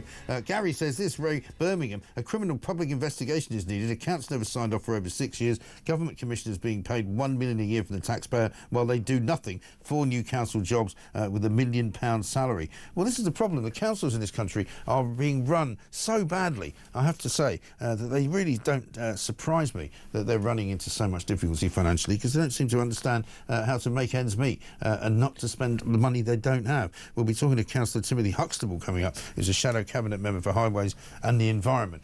Massive outbreak of giant rats in Birmingham. Steve says this on two-tier justice. Have a listen. Two-tier care, two-tier justice. Somebody needs to climb up to the top of the Old Bailey and take the blindfold off that statue. Keep up the good work. That's a very good point, Steve. Yeah, the blindfold, of course, of the lady who holds the scales of justice above the Old Bailey, supposedly representing that justice is blind, supposedly representing the idea that all men and indeed women and possibly non-binary individuals are equal before the law.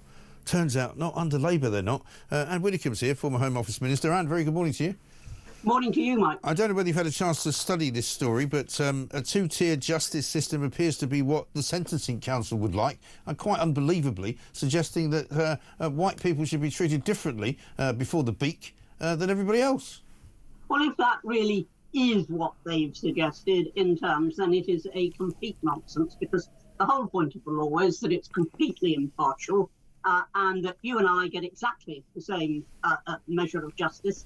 And that is what it's supposed to be about. So if that is what they've said, first of all, it's bad in terms of justice. But secondly, it's very bad in terms of race relations, because every time you propose that one section of the community, no matter what it is treated more favourably than another, then you actually cause tension. That is what you cause.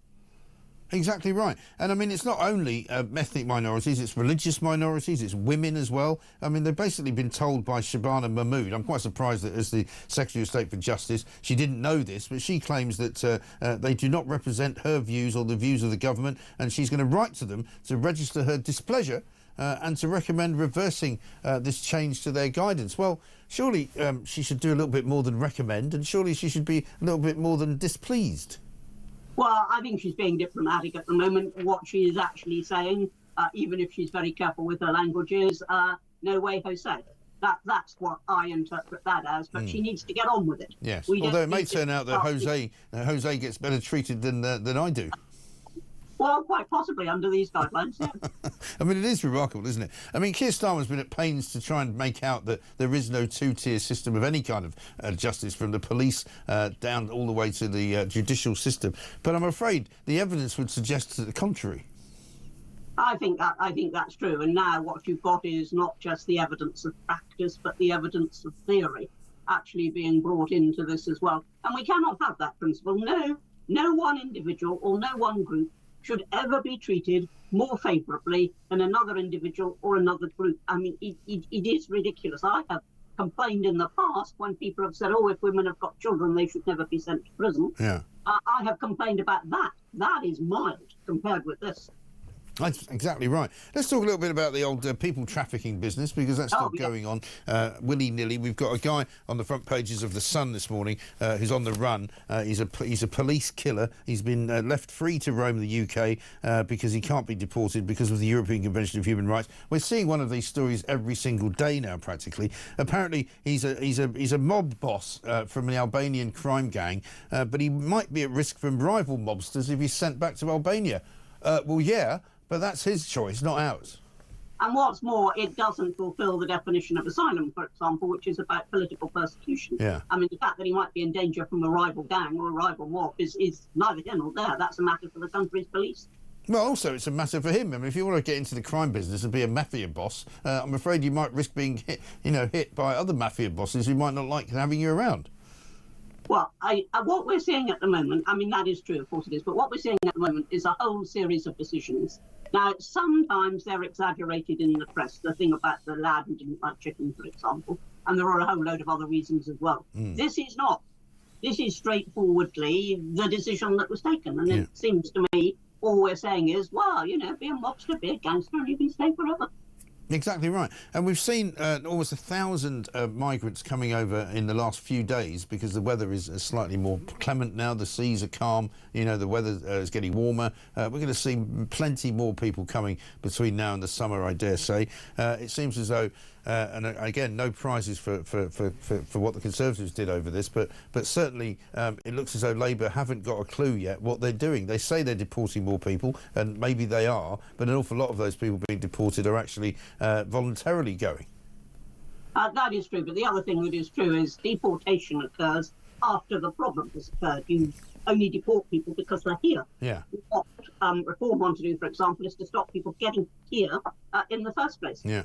Yet we've got a story in the press that the French actually asked the British to go and rescue some migrants in their waters, that's in French waters, and they were brought back to Dover. Well, come on. We've got to get our act together. And at a time when, and this is very important, at a time when we have got to cooperate more closely with France because of the defence situation, because if there is a European initiative, we're the only two countries with nukes, we've got to work very closely with the French. That in turn means we've got to be able to trust them. And you cannot trust them with the migrant situation. You just cannot. They're taking us for mugs. Well, of course they are. And I mean, it makes a mockery, does it not, of Keir Starmer's attempts at making the country secure by helping out in Ukraine and promising to send peacekeeping forces and all the rest of it, if he can't even control his own borders. Well, he can't control his own borders. And as I said at the time, and to give them their due, as the Tories said at the time, when Keir Starmer came in, he came in without a plan. It was just vaguely smash the gangs. He came in without a plan. He still hasn't got a plan. And at the moment, because we're all distracted with the Ukraine situation, he's getting away with not having a plan. He really is. And just one final thing. Nigel Farage is coming on later on in the day here at Talk. He's going to be on the Drive Show with Harry Cole from The Sun this afternoon. I'm sure he's going to want to talk about this. But an interesting story in the Telegraph today. Jonathan Hall, KC, who's the terror watchdog, of course, basically saying, it turns out that rather than actually stopping the trial in Southport from being interfered with by keeping secrets, Keir Starmer actually endangered it. And it did actually the opposite thing by not releasing information about what they knew when they knew it. It actually potentially put the case in jeopardy. Well, possibly. I'm not going to go into the detail of that because all we've got at the moment is what is being claim pattern. But what we do know is that this particular Prime Minister, when he was in charge of the Crown Prosecution Service, took a few odd decisions. Yes, he took some very strange decisions, but this is not going to go away. And I mean, you say that you can't talk about the details of it, but Nigel, I'm sure, will, because there are things that were questioned at the time that were never answered. And the fact is, the reason given for those things being withheld was that it might jeopardise the case. Well, now the terror watchdog's actually saying it's completely the other way round. The reverse is true. Well, yes, but a judgment was taken that it might jeopardise the case. The last thing you or I would have wanted was for that case to collapse because of some procedural irregularity. A judgment was taken. The judgment was obviously, or at any rate is now judged to be wrong. Yeah. But that, as I say, is something that I must examine in more detail. I've never yet come on this or any other programme and just sounded off about something that I wasn't speaking. No, I appreciate that, but I can tell you from spending a lifetime in newspapers and knowing the contempt of court laws pretty well, that you can say plenty of things about court cases without jeopardising them, and to hide behind the law, as he did, in my view, is entirely wrong. But I don't ask you to comment on that, and I won't put you in a bad place, but I think that's the case. Anne, thank you very much indeed. Anne Willicott, former Home Office Minister there. Here's one from Tony. It says there is a law for white working class people and another one for everybody else. And this one from Stuart, it says, Mike, we have already seen enough examples that we already have a two-tier justice system along with two-tier policing. And Christopher says, Mike, I got a £160 fine for driving a London bus lane for 7 seconds to turn into my own road. Easy money for these parasites, and yet decline across the board. Well, if you check the way that London's roads are now constructed, there are plenty of opportunities to get fined by going to a bus lane, because the bus lanes now are so complicated that you don't even know you're in one. And that can be a part of a problem for people as well. And by the way, they're talking about putting up parking fines in London to £160. They're currently £130 for a parking fine. If you pay it in 2 weeks, you get a 50% reduction. But that means basically, even with a 50% reduction, you're getting fined 80 quid for a parking fine. Absolutely unbelievable stuff. 0344 499 1000 is the number. Coming up, we're going to talk about international matters. Alan Mendoza is here from the Henry Jackson Society. We'll find out what he makes of what's going on in Ukraine and what's going on with Donald Trump's latest missive to Gaza and to Hamas. This is Talk.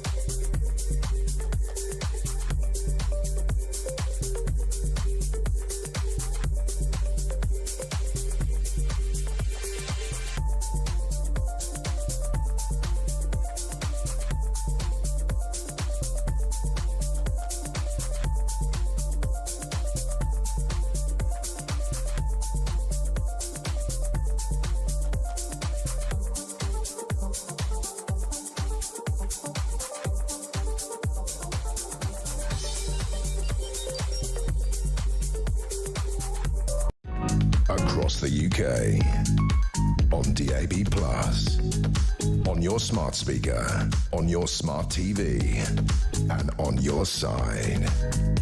This is Talk.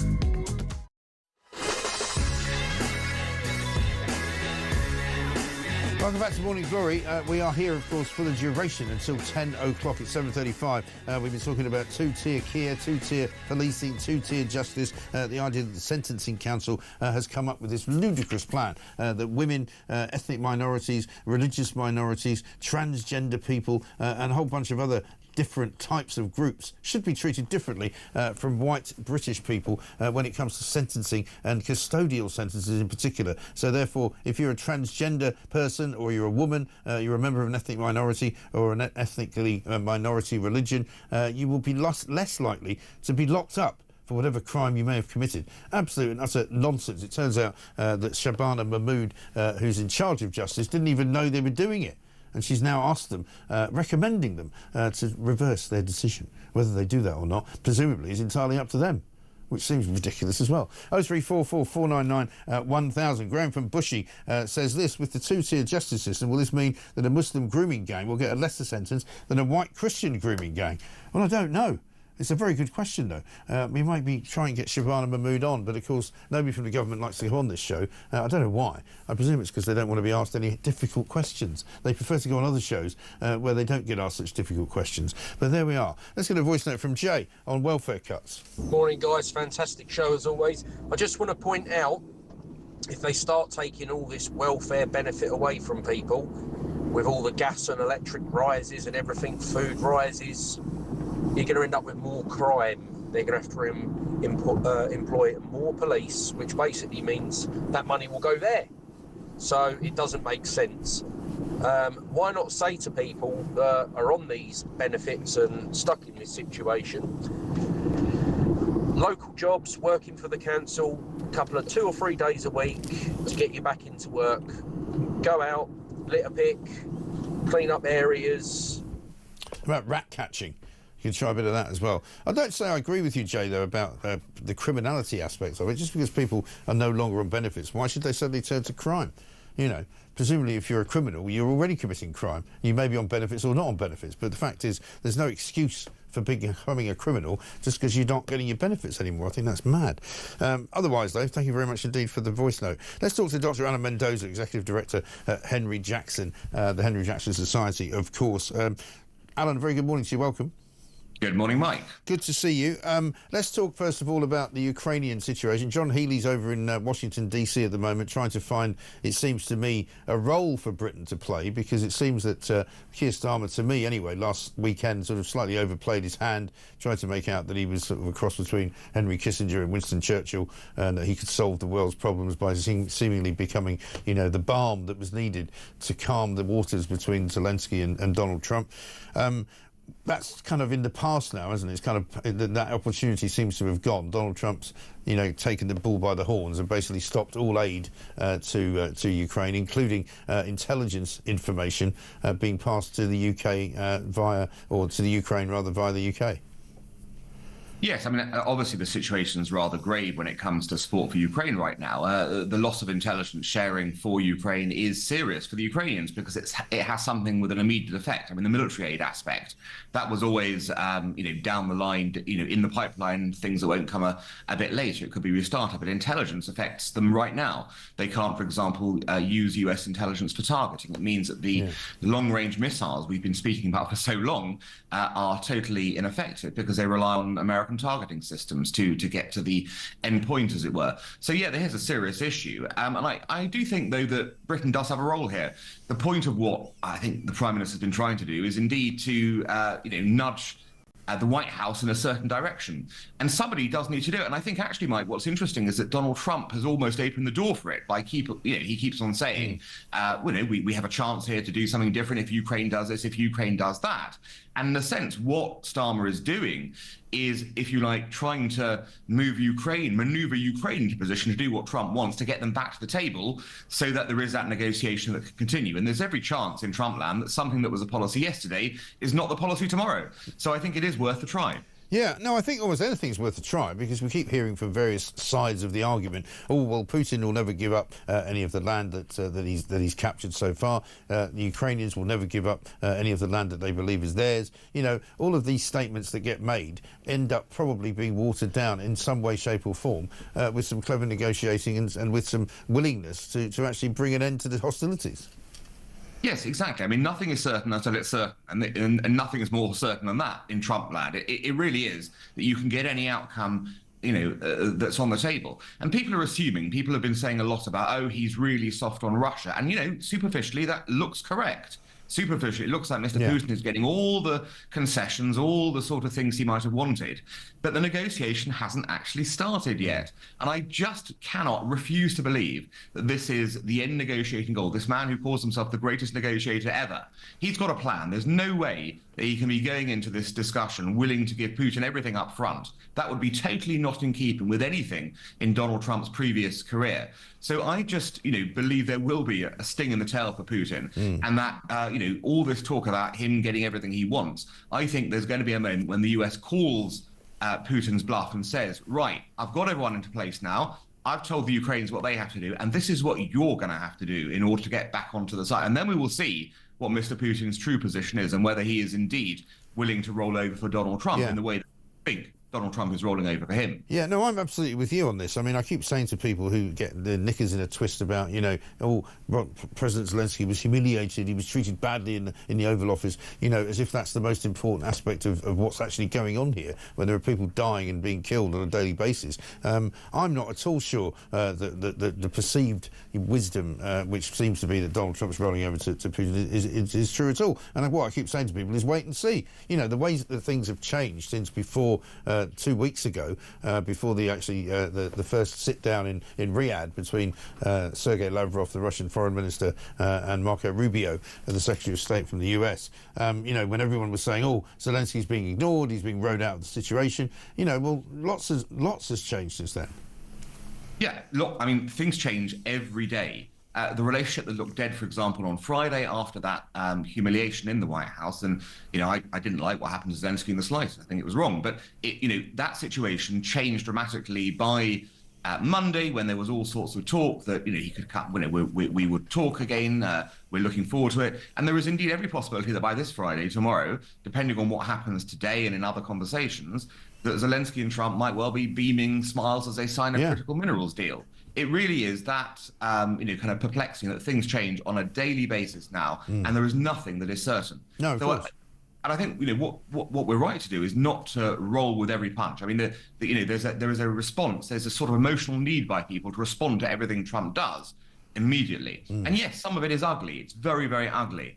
But we don't yet know where it's heading. And I would caution people to think before they, react, to say, yes, of course, we have to have positions in reserve here, in Europe, Ukraine, others have to have positions in reserve in case what looks like the worst outcome actually becomes the worst outcome. But don't also discount that there's another game going on here, and that all is not what it seems, and that there could actually be a master plan at play to try and bring this war to an end in a better place than what we assume right now is happening. Absolutely right. And overnight, it would appear that the president has now turned his sights on Gaza as well, issuing another warning to Hamas, saying, make a smart decision, release the hostages now, or there will be hell to pay. He says to the people of Gaza, a beautiful future awaits, but not if you hold hostages. This is going on at the same time, by the way, as a sort of Arab plan is being hatched to try and get rid of Hamas by some other means. I mean, he's basically talking about, getting rid of Hamas, by the only means he knows how, which is basically to kill them all. The Arab plan, which is being led by Egypt, is talking about, moving into Gaza with the Palestinian Authority and asking Hamas to step aside so that Gaza can be replenished. Yes, look, firstly, let's call it for what it is. Donald Trump is he's taking the moral position here in Gaza. He's the first world leader to come out unequivocally and say what Hamas has done is outrageous, taking up hostages, and they need to give them back. I mean, I wish we'd had that leadership for the last, 15, 16 months from other Western leaders. If we had, I think we'd have had this war in Gaza come to a close a lot sooner. Yeah. Trump is heaping on the pressure on Hamas, the side who need to give the concessions here, rather than on Israel, the side who European leaders love to put pressure on in order to bring, a conflict that was forced upon Israel to a close. So I think he's right to do that. And also, we look at the tactics he's used here. Some people think his Gaza Riviera plan is mad, but what it's done is provoked the Arab countries into taking responsibility for this problem for the first time. Yes. As you said, Mike, they've come out with a plan, quite a major plan in terms of reconstructing Gaza. And they've done it only because he promised a more radical plan. And had he not done that, we'd never have got to this position. Now, I'm not suggesting it's the be-all and end-all, but I think if there's a way you can defeat Hamas, either militarily or through other kinds of pressure, we should be taking it. And then we have to look, obviously, at the reconstruction of that territory to make sure it never happens again and people there prosper. Of course. And it's a similar effect he's had in Europe, isn't it? Suddenly European leaders are scurrying around talking about peace in Ukraine and talking about building up their arms because they've allowed them to be denuded so much over the course of the last several decades. And so he is having a massive effect on worldwide policy, isn't he?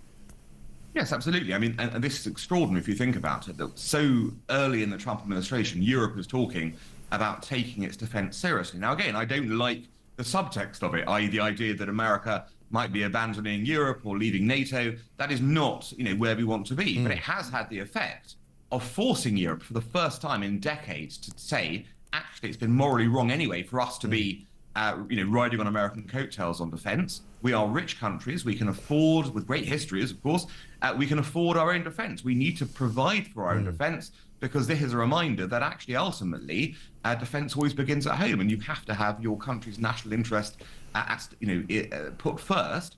And on defence spending, that means taking that seriously. We haven't done it for a long time. It's time we did. Yeah, absolutely right. Good to talk to you. Dr. Anna Mendoza, Executive Director of the Henry Jackson Society on Gaza and on Ukraine. Two places where Donald Trump's influence is now being felt every single hour of every single day. Things are happening, surely because Donald Trump is making them happen. It's as simple as that. Let's get a voice note from John.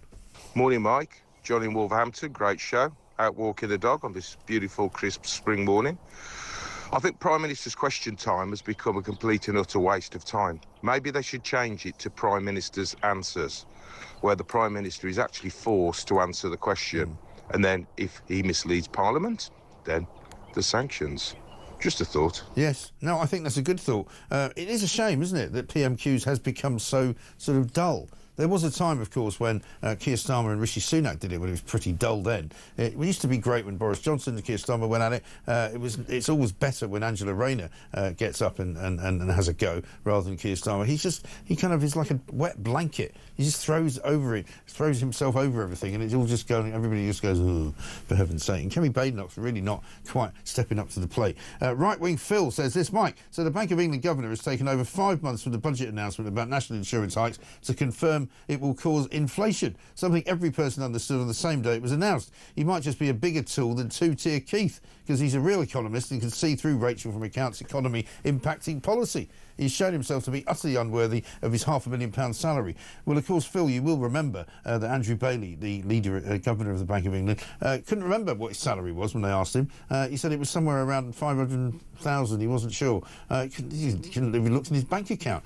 Absolutely incredible. He also was the man who didn't manage to control inflation for months and months and months and months and months under the Tory government, and allowed it to remain so low for so long that when it finally started to go up, people were shocked. People couldn't handle it. People couldn't deal with it. One from Anna in Surrey, I should say. Those poor rats. Have you been to Birmingham lately? It's worse than London. Well, listen, we're going to be going there in a minute. We're going to be talking to a councillor called Timothy Huxtable about Birmingham and the rat problem, and also Christian Hems from Pest Interceptors. It's all about those pesky rats.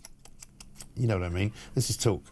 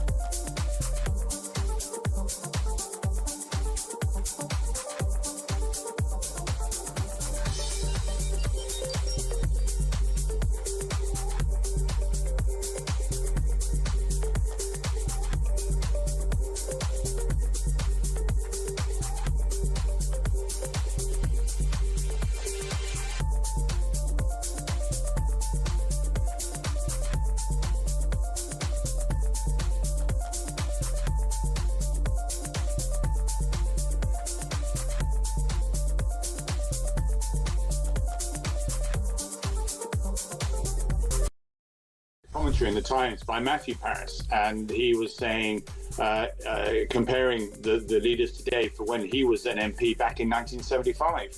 And he remembers Margaret Thatcher back in 1975, everybody writing her off, saying she's not competent enough, she's not classy enough, she doesn't have the support of the backbenchers, and she was taking risks, she was scrappy. And in that article, Matthew says, actually, I see Kemi Badenoch here.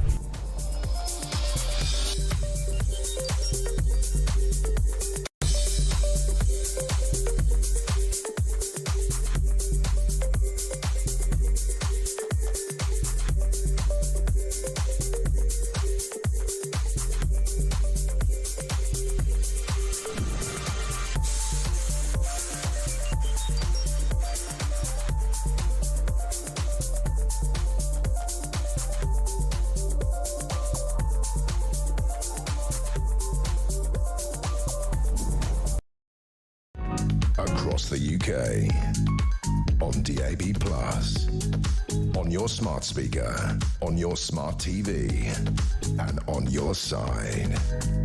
This is Talk.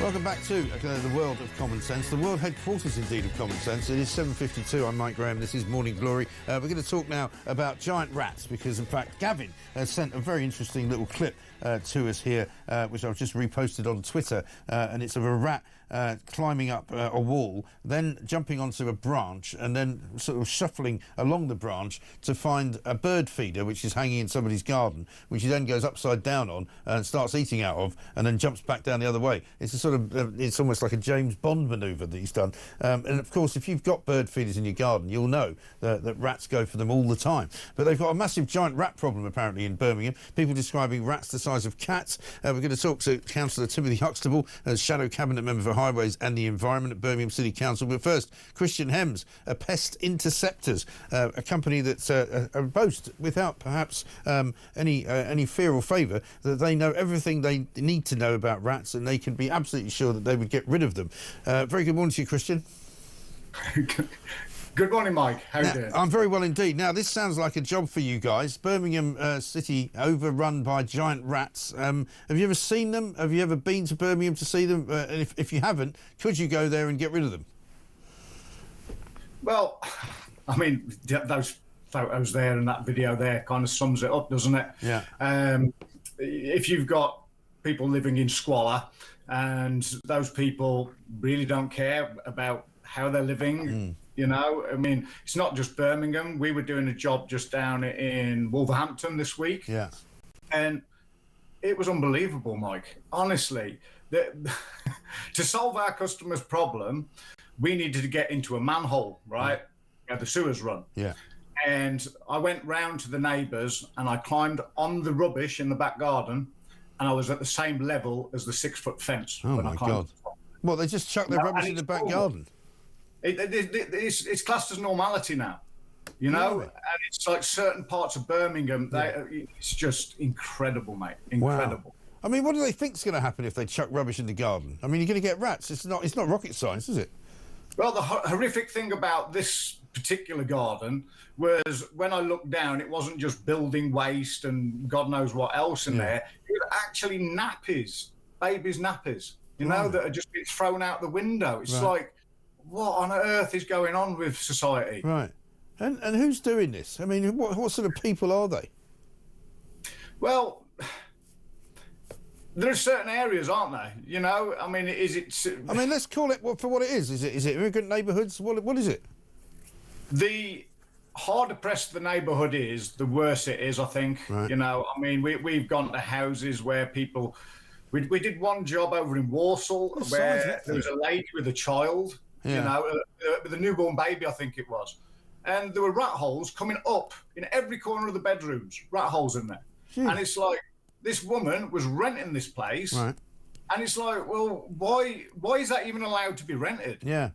Those extraordinary. People need to be gotten rid of in our society. Yeah. So people can lift themselves up a little bit out of the squalor that they're living in. Yeah. But you see, there's a big misconception here as well, Mike, that the rubbish is causing the rats. Right.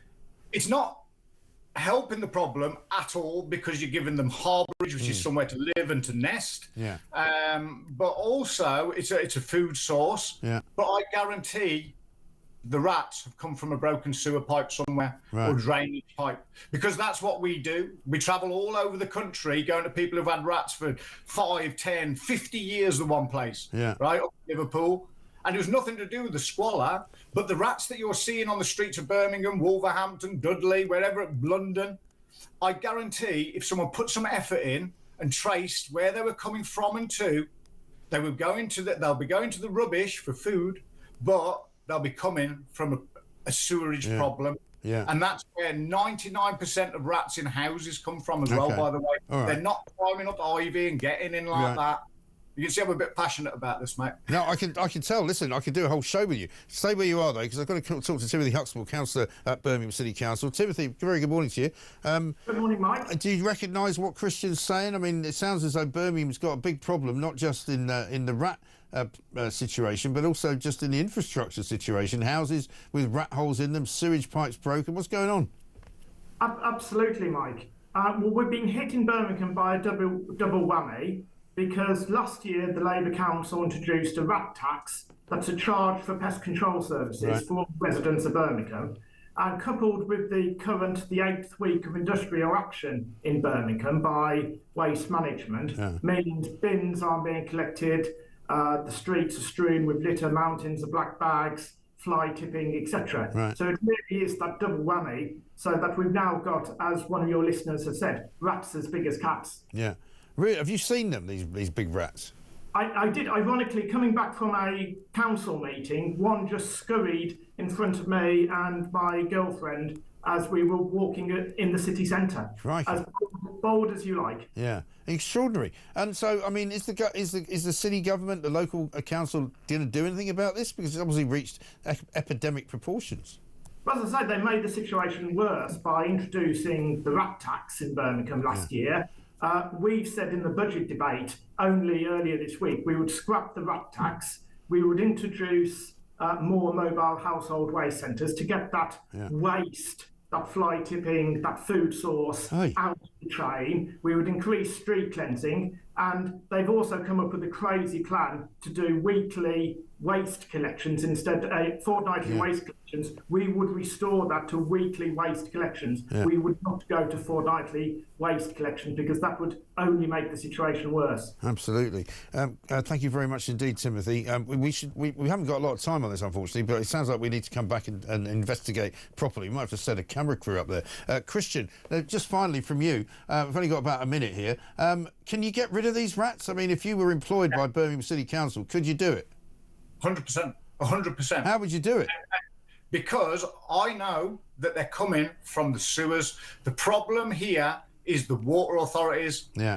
Every single job, I can't say every single job, but 99 out of 100 But just briefly, Christian, how would you get rid of them? Do you have to kill them? Would you lead them away with a Pied Piper? What do you do? Kind of. It's a sensible system. You put that in the broken pipe. Yeah. The rats go through there. Your poo and water goes through there. The rats, when they try to come back out of the sewer system, can't go through the flat. Ah, okay. You don't even need to use rodenticide, otherwise known as poison. Yeah. And these companies that are putting down rodenticide, which doesn't just kill the rats in a horrible, horrible manner, by the way. It kills barn owls, it kills badgers, you name it, and they shouldn't be using it. It should be a last line of defence, not a Band-Aid. What they need to do is get to the root cause of that problem. Yeah, and it's an extraordinary story. It costs money, mate. Yeah, listen, Christian, great to talk to you. I really enjoyed it. Thank you. We're coming back to you soon again, because we need to get your advice and expertise on all sorts of things. Christian Hems from Pest Interceptors there, Councillor Timothy Huxtable, Birmingham City Council, who saw one of the rats with his own eyes. As big as a cat, he said. Unbelievable stuff. They're coming out of the sewers. I mean, if you're in Birmingham, you need to talk to me. I need to find out what's going on. People are chucking nappies in the street, dirty nappies, rubbish in the back garden. What's going on? I need to know. This is important. I'll be back with more from Morning Glory after the news.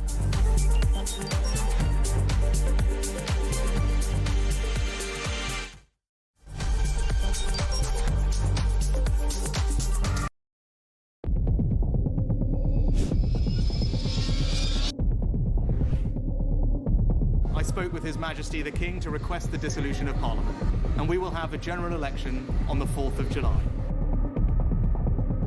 I have just returned from Buckingham Palace to form the next government of this great nation.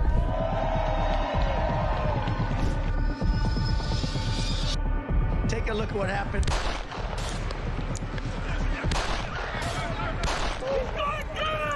I immediately knew it was very serious, that we were under attack.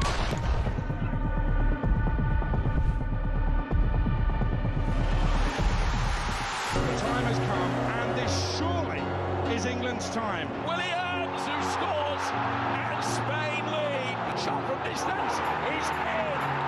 It is Cole Palmer. Low ball in, Oivamo slides it in. An absolute killer of a goal.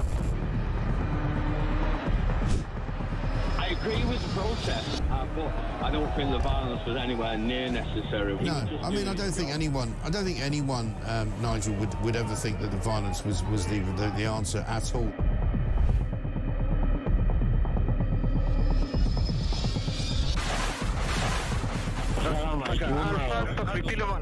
אזרחי ישראל, אנחנו במלחמה.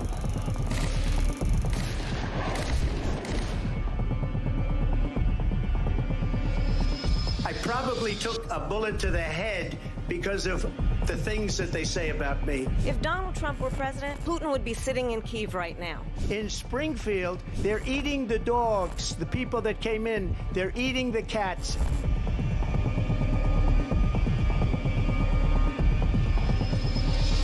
Liberal left couldn't understand that this man could be anything other than the great newsreader, a man of integrity. Is it possible in any way, shape or form that Keir Starmer didn't know about these facts about the suspect in Southport? I find it extraordinary that he wouldn't know. It seems that the public has not been told the truth. No, there's nothing like an American election, I have to say. North Dakota has gone red, South Dakota's red, Texas is red. Many people have told me that God spared my life for a reason.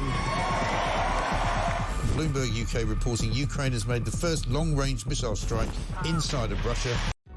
Across the UK, on DAB+, on your smart speaker, on your smart TV, and on your side. This is Talk.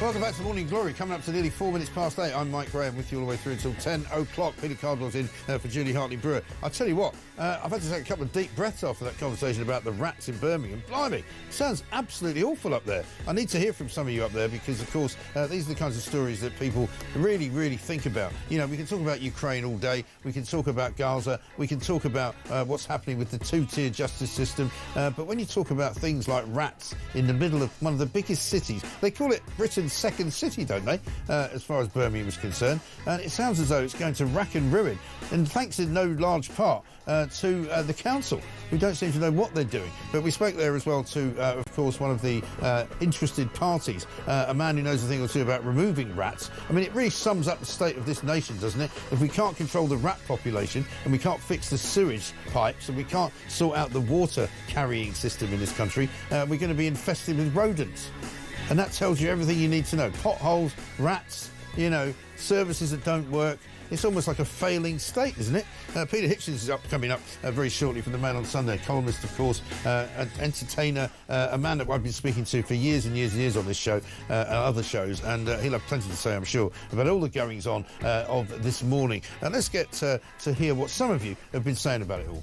This two-tier justice system, how crazy is that? Is it even legal? Prince William needs to wind it in a bit, I think. Did Angela Rayner build any houses yet, by the way? Kemi Badenoch hasn't spoken out about this two-tier justice. The NHS needs to wake up. Morning, Mike. John in Wolverhampton. Great show. Out walking the dog on this beautiful, crisp spring morning. I mean, all human life is here. If you're not listening to Morning Glory, if you're not watching it, you're missing out on everything that you need to know, because we tell you all the news that you need to know about. We're talking about Keir Starmer, who it now turns out is being accused of possibly endangering the Southport killer's trial by not releasing the information that he said he needed to keep secret in order not to upset the trial. So it seems as though even as a lawyer, he's getting that bit wrong. John Heale's over in DC trying to talk to the American administration about what Britain can do to get peace in Ukraine. I'm sure Peter Hitchens will have plenty to say about that. Donald Trump's issued another ultimatum to Hamas as well. And what about this two-tier justice system? The Sentencing Council apparently is trying to impose a difference in sentencing depending on who you are. Whether you're white and British, or whether you're transgender, whether you're a woman, whether you're from an ethnic minority, whether you might be from a different religion, they want to sentence you differently, which seems to me to be completely the antithesis of what we do here in this country. As somebody said, somebody needs to climb up the Old Bailey and remove the blindfold from the scales of justice, because quite frankly, she doesn't need it anymore, because she wants to judge you by the colour of your skin and your religion. This is Morning Glory. Let's get it on.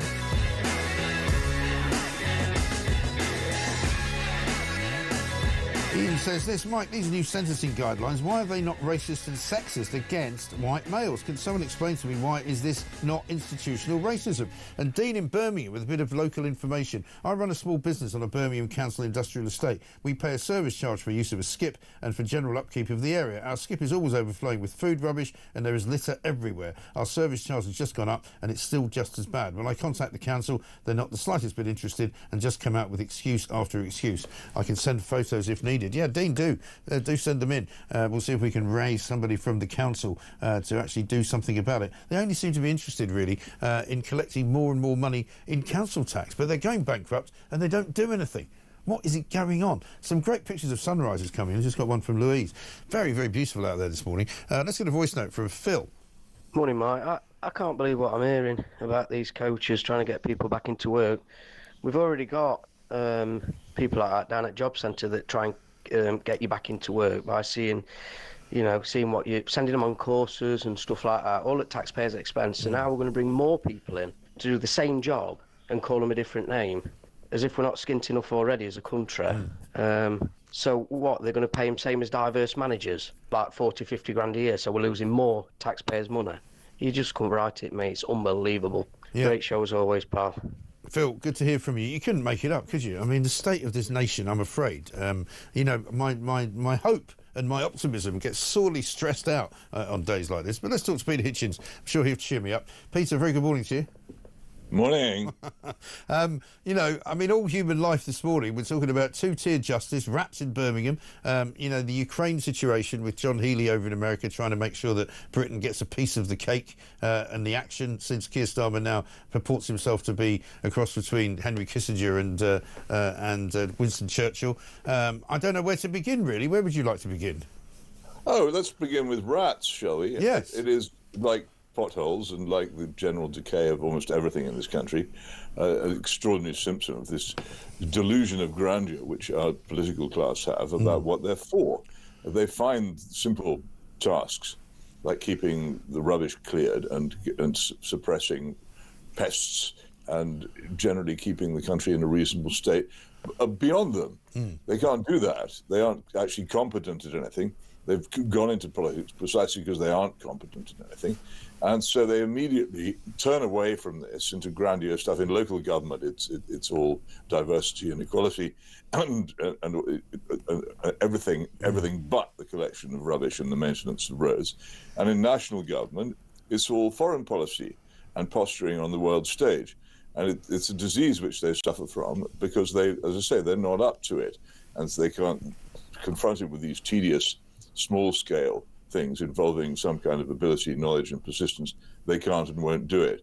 The other thing is that as a country, we make this possible because we ourselves continue to live in this delusion. Now, I honour greatly the people who fought in the Second World War, but each time this comes up to a major anniversary, it reminds us of how far away it now is and how distant it is in our national history.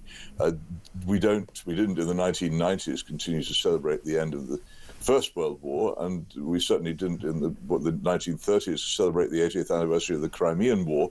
Why do we continue to fetishize the Second World War in our national history when we ourselves now wouldn't even be capable of fighting in it, let alone ending up on the winning side? There's this constant delusion that we're still a great world power, which stops us from seeing that actually we are an extraordinarily fortunate country with amazing resources in terms of our position, our fantastic geographical position, our climate, our agriculture, our culture, our amazing skills that we've accumulated over centuries, the civility of our society. And these things are all evident to anybody who travels abroad and comes home. But we waste them and throw them away because we're constantly trying to pretend to be a great power, and it doesn't work. And I think if people would turn away from this nonsense and examine their politicians on their ability to run the country in basic ways, whether it be controlling rats, or whether it be filling in potholes, or whether it be running a decent railway system, rather than in this absurd posturing as being a major power in the Ukraine war and all the rest of it, I think we'd all be a lot better off. But the extraordinary thing, for instance, about the Ukraine war, which has been as irrelevant to this country as the Iraq war was, and also as foolish, is that it has enormous public support. Now, why? Yeah. Because we all share in this illusion that we're big noise on the world stage, and we're all prepared to be carted off in these directions and to shout our support for it. And those like me who said this is foolish and wrong are immediately accused of being national traitors. I'm used to being accused of all kinds of things, but this is such complete rubbish. I'm far more concerned, and I say this without a second of embarrassment, I'm far more concerned about the true state of this country and its people than Keir Starmer is. Yeah, of course. And so are many other people of my position. And it's precisely because we are that we constantly try and urge people, turn your eyes away from these foreign adventurers and posturing, and turn your eyes towards the real things which need to be sorted out in what could be properly run, a rather fine country, but at the moment is going down the plug hole. Yes. Well, Starmer himself was sort of playing a role. It was almost as though somebody had said, why don't you pretend to be the Prime Minister, as if you were Hugh Grant in that film that comes out every Christmas that everybody likes to watch, which I hate. I can't remember the name of it. Love Actually. Love Actually, yeah, that's the one. Well, everybody likes that because there's a moment in it where the British Prime Minister tells the American President to get naughty. Yes, I think that's right. Which is a very strong national desire, but seldom expressed in real policy. And it certainly wasn't expressed last Thursday when it was an awful, cringe-making, ghastly, sort of saccharine moment when he touched his hand on the president's shoulder. I was just like, oh my God! But he tried. He almost was playing this role of a sort of prime minister gone by. Even to the point where he was convening meetings of European leaders, none of whom had anything much to say, none of whom had any power to do anything, all of whom thought that they were important. And it turned out they weren't, because by Monday night they'd all been kiboshed by Trump, who said, I'm pulling the aid. Yes, an outcome, hundreds of Union Jacks every appears at a press conference. Yeah. It's all, he's got this disease that the British leaders get very seriously and very early. It's been extremely early onset foreign mania, constantly travelling abroad and posturing on world stages. Yeah. And it's a sign, I think, of his understanding very quickly that the problems which he faces are beyond him and the policies of his party to do anything about. What does Labour have to say about the education crisis, the transport crisis, the economic crisis, the incredibly high levels of taxation and borrowing which we suffer, the shambling nature of our public services? It doesn't actually have anything to say at all, except a load of slogans, because it doesn't think about them, it refuses to think about them, because it's in the grip of an ideology which is certain that the way in which we're governing the country now is okay, when it so obviously isn't. So immediately they realised it's too difficult to do the other thing, and the budget's all gone wrong. They turn to abroad, and there he is. We probably won't see him again for the next 2 or 3 years. He'll constantly going to conferences in Belgrade or diplomacy. Yeah, absolutely right. Well, I found the sort of peak irony was when he congratulated Donald Trump for returning the bust of Winston Churchill to the Oval Office, having himself removed portraits of Winston Churchill from his own office in London. Yeah, about this fetish about Winston Churchill, it actually, the truth about the relationship between Britain and the United States during the Second World War is ultimately it was a very important and good alliance, but it was quite rough, quite a lot of the time. And the supposed admiration which Americans feel for Winston Churchill was not really shared by Franklin Roosevelt, nor did Churchill much admire Roosevelt when they were in close contact. It was a pretty rough thing because our interests were different, as they so often are. Yeah. And we had to confront each other in private, not in public press conferences with microphones dangling over the heads of the leaders. But we had to confront each other quite a lot to keep on an even keel. We shouldn't sentimentalize this relationship. America is another country. As you and I know, it's a very interesting country with a lot of good things about it. but it's not Britain, and it has different interests from Britain, and if its interests clash with ours, then it will actually generally do us down, as any other country would if it had the power to do so. And this, again, sentimentalization of the past and a refusal to admit the real nature of things. We need a British Prime Minister who goes to Washington and says, no, explains, we're an independent country. We've declared independence from you. We have our own interests. We're not going to suck up to you or try to fit in with your plans.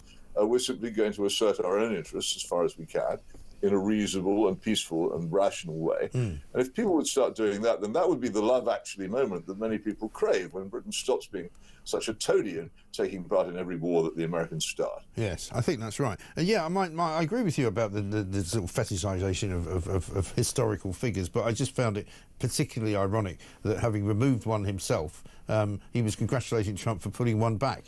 It's, you know, it summed up his hypocrisy to me. He doesn't really understand these things anyway. His politics, whatever they are in a completely different area of life from yours and mine. Yeah. The fascinating thing about Keir Starmer is, as far as I can discover, he wasn't a member of the Labour Party and hadn't been. Now, if anybody has information to the contrary, please let me know. Until a year before he became a Labour MP. What is this man's real interest in politics? I don't know, but I don't think he has much of a conventional training in how to run a government or how to be in politics. He's fundamentally a lawyer. And also, judging by some of the decision-making that he does now and has done when he was leader of the CPS, I'm not even sure that his credentials as a lawyer are particularly strong either, because, you know, he seems to continually... Yeah, but he continually comes out with things like, for example, the story this morning in the Telegraph about the Southport case, where it turns out now that the terror watchdog has basically said that he thinks that Starmer, by refusing to release information, could have put the case in far more jeopardy, the trial in far more jeopardy, than by releasing some of it. I have to say, I find that rather hard to believe. I mean, you and I live under the very stern rules of contempt. Yes. And what we can or cannot say, and so do politicians. There's supposed to be a distinct separation between the operation of the justice system and the government, and I support that. I do find that rather hard to take. I think that if people had really known more about this case, then they'd have understood that it was, as I constantly assert, wholly unpolitical, but and much more to do with the clearly deranged mental state of Rukabana, which is a thing which an awful lot of people find it impossible to absorb or acknowledge, but is so evident from his behaviour and from the observable deterioration of this person between his early school years and at the moment of his horrible crime, that I don't think we can avoid it. But people won't discuss this. A lot of people have agendas which make them prefer to believe that it was a political crime or has some other origin. And I'm tired of this, honestly. I think they should just get used to the fact Rukabana was and remains, I think, and will probably to the end of his days, severely mentally ill. And the reason for that is something which I really would very much like the British state to investigate, because I think it would throw some light on why we have so many of these horrible incidents in modern Britain and indeed across modern Europe. Yeah, I think that's absolutely right. And I have to say, I would add also in the United States as well, this is a real problem in the world of crazy people doing horrible things, and the explanation not being sought. No, quite. I think so. Peter, very good to talk to you once ever. Peter Hitchens, columnist at the Mail on Sunday. Let's get a voice note from Andy.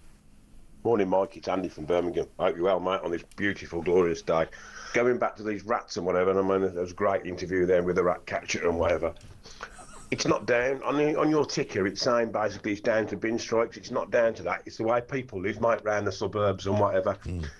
They just throw it out on the street. End of story. They're not, you know, they might blame bin strikes and whatever, which have been bad in Birmingham, admittedly, but it's not down to that, mate. They just throw it out on the street. I implore anybody, get a camera crew down there, go and have a look round. It's an absolute hellhole in the suburbs. Anyway, buddy, cheers, mate. Thanks, Andy, for that. Yeah, I find it extraordinary. That's how people are behaving. I think we're going to have to do it. We're going to have to get a film crew down there, film what is going on. How is it that the streets of this country can be so bad, so terribly dirty, so filthy, that litter is thrown out, dirty nappies are thrown into the street, food is just left on the street? I mean, what is going on in this country? 0344 499 1000 is the number. 21 minutes past 8. Harry Cole coming next.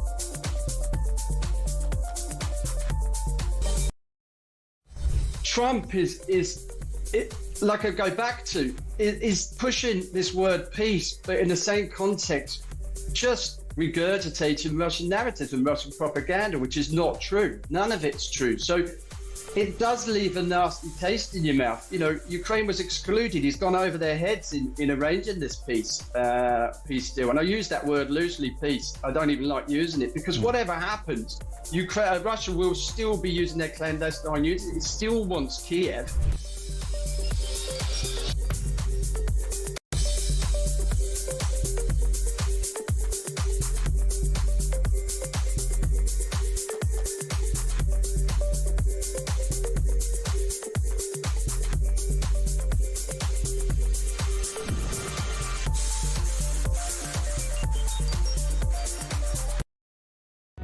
Across the UK, on DAB+, on your smart speaker, on your smart TV, and on your side.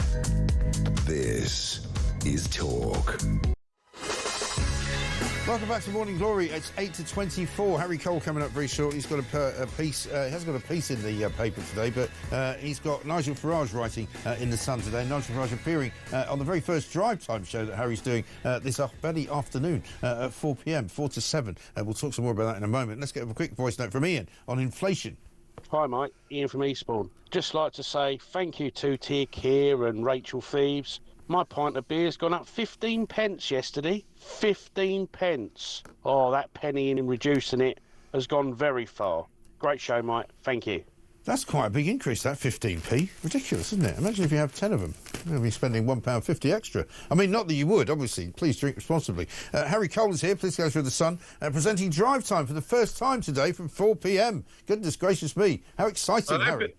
Big day, Mike. Any tips? Welcome to the team. Yeah, don't have a long lunch beforehand. Don't drink 10 pints. Celebrate afterwards is what I would suggest. But listen, great news. You've got Nigel Farage coming on as well to take the questions from the listeners. Absolutely. Got Nigel Farage. He's written a big piece in the paper today about why he thinks Labour is scared of them. And he's actually talking about a sort of industrial massacre going across Britain as sort of net zero reality but starts to bite and meets with what that actually means for not just for people at home, having to put in heat pumps and get electric cars and things, but widespread massacre of our industry across this country, from chemicals to cement to car making, all across our sort of industrial heartlands.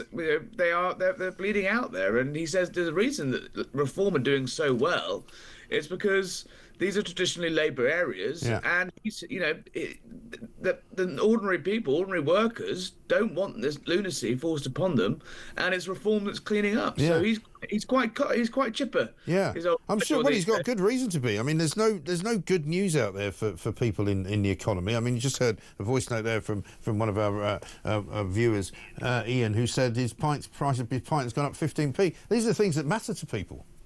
Absolutely. And look, the Prime Minister will be, he seems to be playing a pretty central role in what's going on around the world, with his sort of idea of being a bridge to Trump and trying to get Europe to increase their defence spending and whatnot. And he was in Washington last week. He might be going back to Washington next week. He's been on the road, shall we say, a fair amount. But back home, the price of fish, has gone up. If it hasn't changed, it's gone up. The economic realities and the domestic woes that face this government haven't changed just because the Prime Minister is focused to be on the bigger global picture. But actually, yes, he's increased defence spending and cut aid, but that's really sort of minor tinkering. In a couple of weeks, we've got a spring update, which was meant to just be a sort of check-in with the pointy heads about how the domestic finances are looking.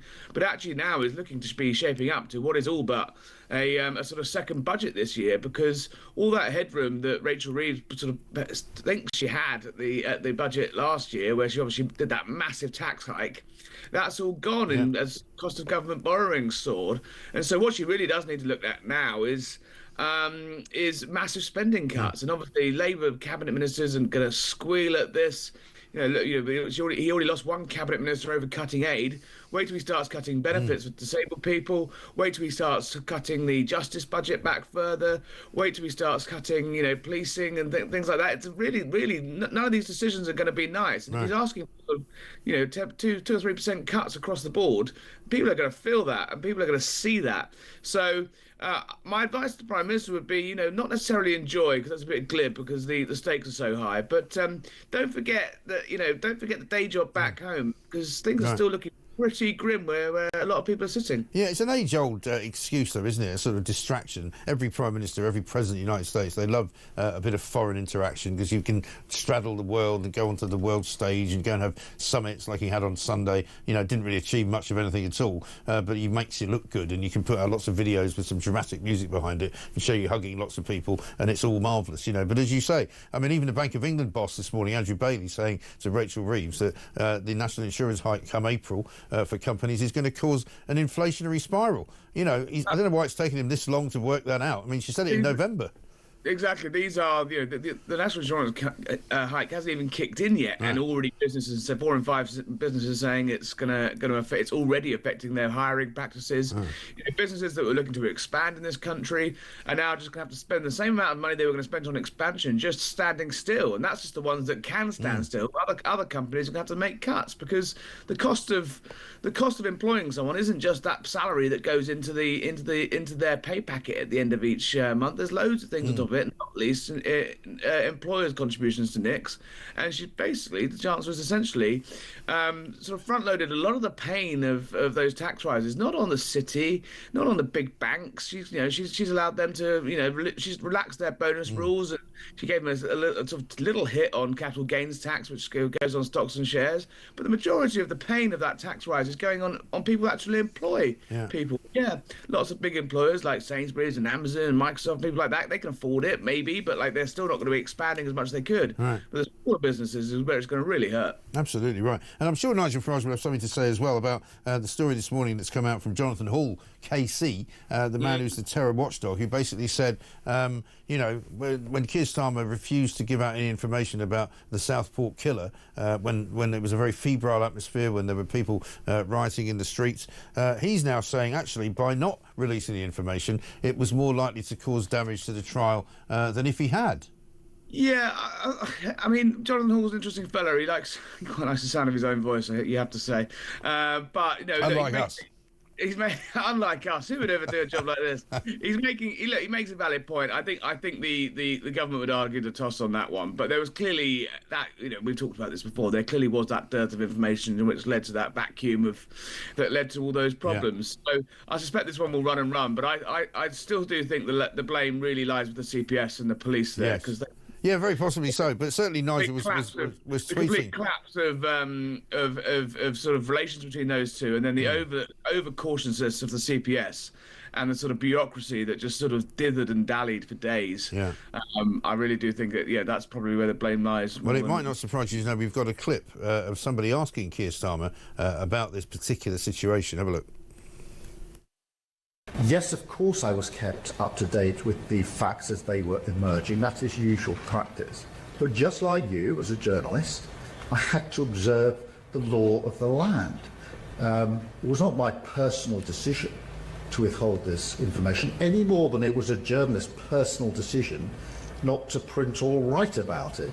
That is the law of the land that is in place for the reasons I've set out, to protect the integrity of the system, to ensure with the victims and their families get the justice that they deserve. Thank you, Harry.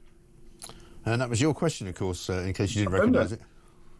Yeah, well, the law of the land, that's the one that always frustrates me with people when they go, well, it's the law. Well, you're politicians, you can change the law. If you think it's wrong, or if you think it's silly, or you think it's overly bearing or restrictive from a Prime Minister that promised to touch less, lighter on people's lives, then change the law. And it takes so long for politicians to realise actually the law, them hiding behind the law, makes them look completely impotent and weak when they are the ones that make the law. So if there's a problem, change it. Yeah.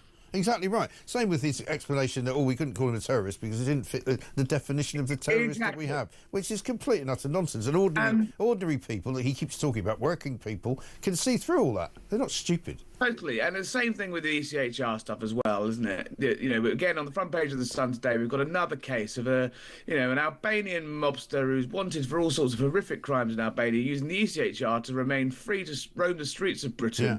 Because he says, the other mobsters might kill me if I go back to Albania. Well, that's a you problem, mate. That's not our problem. Well, yeah. I mean, it's a sort of a problem of having a job. Well, the law says we can't send it back. Well, the law is an ass in that case, because it's ridiculous. And I don't know if you saw it yesterday. Did you see Rishi Sunak? He popped up on the on the BBC to say, you know what, maybe we should leave the ECHR after all if it won't reform.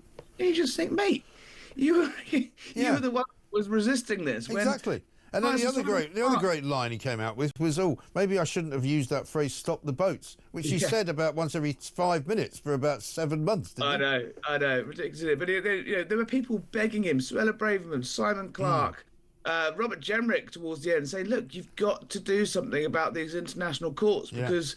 just restricting it. He goes, no, we can't do that. Our global reputation would take a hit. Yeah. We're above all that. And then he, 5 months, 8 months out of office, he'd go, you know what? Maybe we should have done something more on that. You just want to bang your head against the table sometimes, don't you? Absolutely ridiculous, isn't it? Well, listen, Harry, looking forward to the show at 4 o'clock, and I may indeed pop in while you're on, actually, if you've got room for me. Of course. Send me a voice note if not. But yeah, love to see you. Come up and see us. I will. Good to see you. Harry Cole, Politically Honest with the Sun, presenting Drive Time today for the first time from 4 p.m. until 7. And amongst his guests, including possibly me, he'll have Nigel Farage taking your questions. So make sure you get those in. And if you want to send them in earlier than 4 o'clock, by all means do so. I'm sure somebody will collate them for you. Let's get a voice note from Liam on two-tier justice. Morning, Mike. Liam from Kent. Just to put it out there with the law changes, can we not do what Angela Rayner likes doing and just, if we get in trouble, just say I don't recognise that? Maybe that'll work. All the best, Mike. Keep up the great work. Yeah, I put it to you, sir, that you were seen lifting a large amount of material from a jewellery store last night around about midnight. We have you on CCTV. Yeah, I don't recognise that. That's definitely not me. Thank you very much indeed. Off you go. Oh, no, sorry, you're white and British. No, send him down. 10 years. That's the end. That's not a hammer, by the way. What about this from Justin about Prince William? Prince William's comments are just the latest examples of how the monarchy is increasingly tying itself to the public sector. In the coronation, the old entitled nobility were replaced with the new entitled public sector and charity workers, and most honours now seem to go to public sector workers, a bizarre attempt to become relevant, although, like the Tories, at the risk of alienating their core Middle England supporters. Well, this is the thing. You know, if you start going around supporting the NHS, you might find, Prince William, that most of the people you're championing actually don't believe in the monarchy. And pretty soon, you'll find yourself out of a job. Then you'll have to get a real job.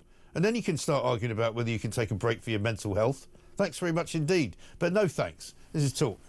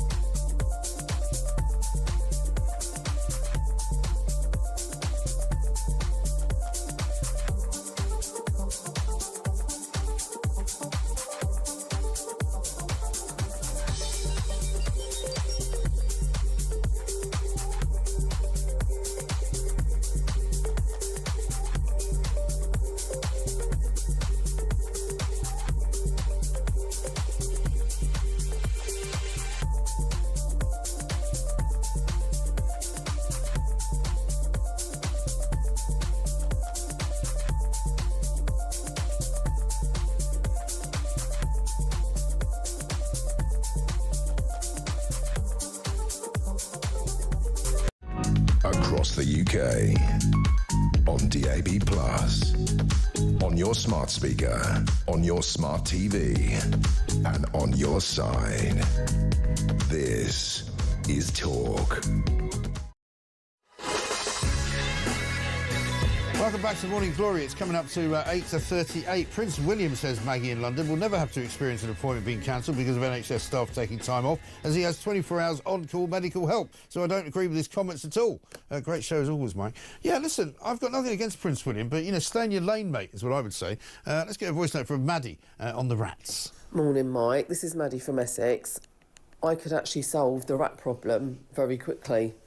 These councils need to stop giving permission for eateries to open up everywhere.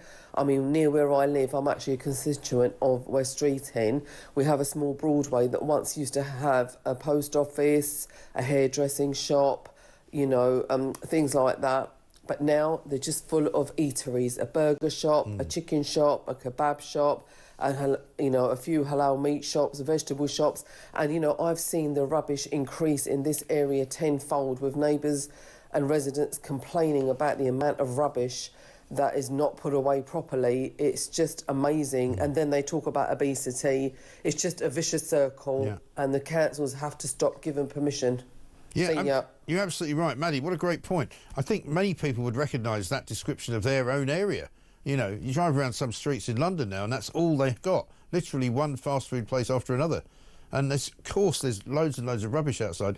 Big bags of in black plastic bin liners piled up next to lampposts, piled up next to bus stops. Absolutely ridiculous. Andy in Cornwall says this: I actually drove from Birmingham town centre to Warwick, all along the Warwick Road on Sunday. The inner city of Birmingham was like a third world tip, not due to bin strikes, but due to the people who live there. Once you get past the inner city, it was a different country. I'm so glad I moved to Cornwall.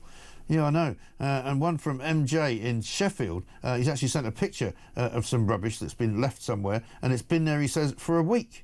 Absolutely ridiculous. Let's talk to Julian Jessup, who's an independent economist, of course, a man that knows a thing or two about how the economy is going, and it's not going terribly well. Rachel Reeves making a sort of March statement coming up towards the back end of this month, but she's been told this morning by the Bank of England boss, Andrew Bailey, that all of these NI rises that are going on are going to cause a massive inflationary spiral. Well, why has he waited till now to tell us that? I'm sure we would have been able to work that out for ourselves. Julian, very good morning to you.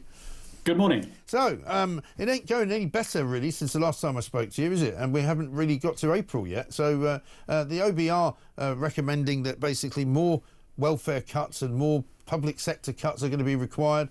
I mean, this is kind of going to completely and utterly finish off Rachel Reeves, isn't it? I mean, surely to God, there's nothing she can do but take the economy further down the gurgler.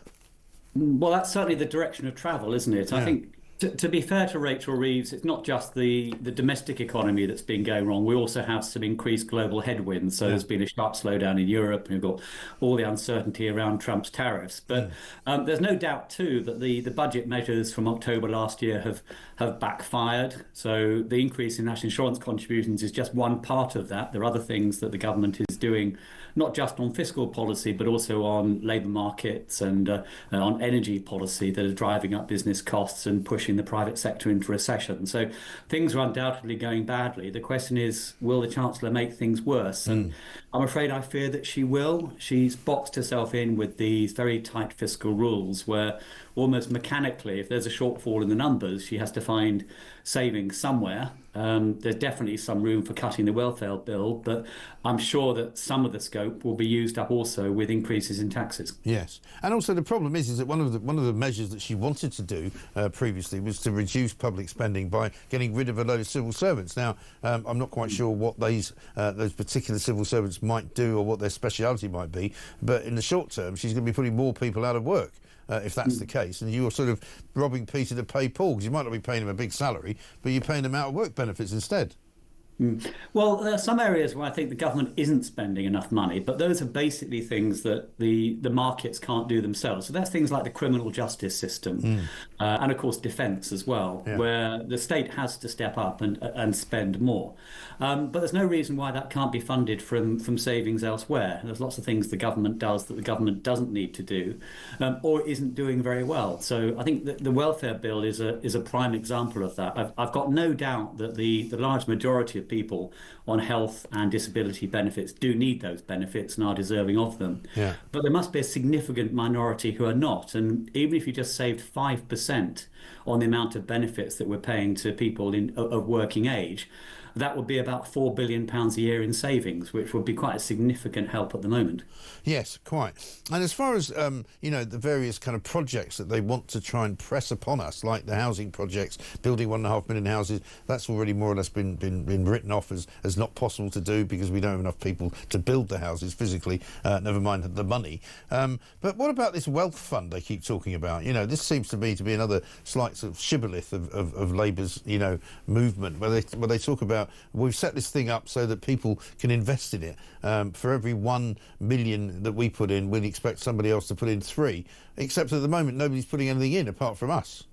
Yeah, I mean, to be honest, that National Wealth Fund is a bit of a con. Really? For a start, it just simply builds on something that was already there. There's something called the UK Infrastructure Bank, British Business Bank, that basically has been rebranded, but it's the same people in the same place. Happens to be Rachel Reeves' constituency, by the way. But anyway, so they've provided it with a little bit more money, but no real clarity where that money is going. The only signal we seem to have had is that more of that money will now be spent on net zero projects, so Ed Miliband's agenda.